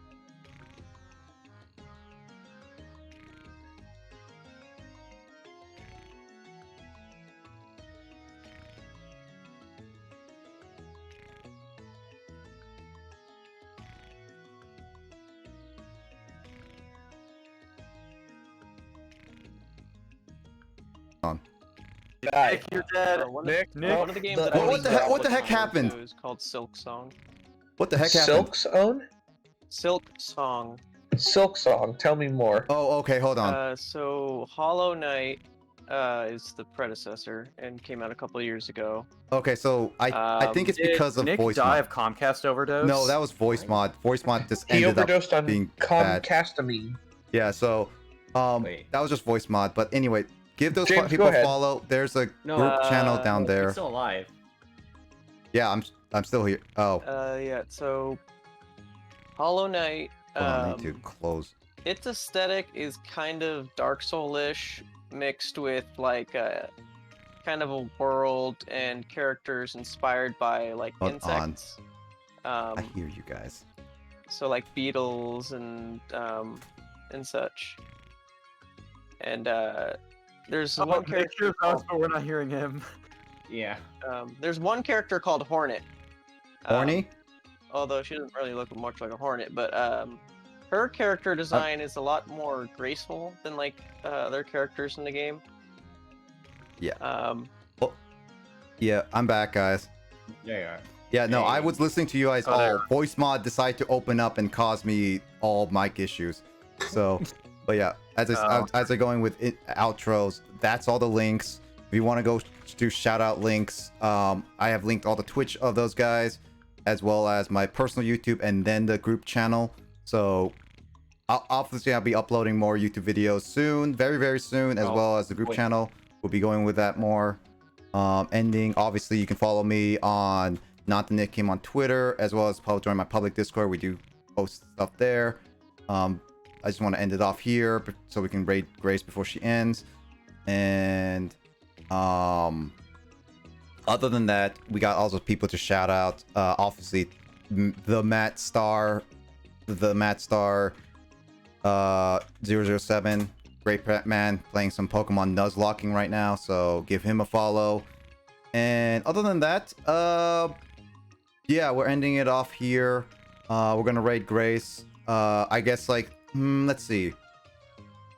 What shall we do? Let's go with Retrobound as our raid message. Retrobound raid. Retrobound raid. Around.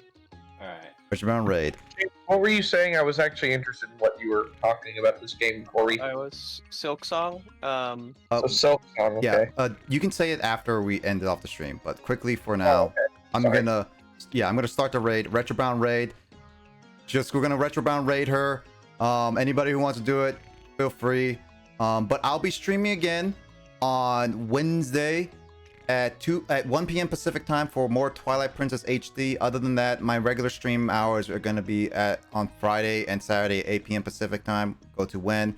We'll continue that, but for now, thank you guys so much for watching this special stream of a Retrobound podcast. I will be coming back to this game one more time because we have one more pit of 100 trials to go through for this game before I consider this done. And that will be probably sometime next week or another time depending on how we organize it. So we will see. But this will be I'm gonna be coming back to this game soon.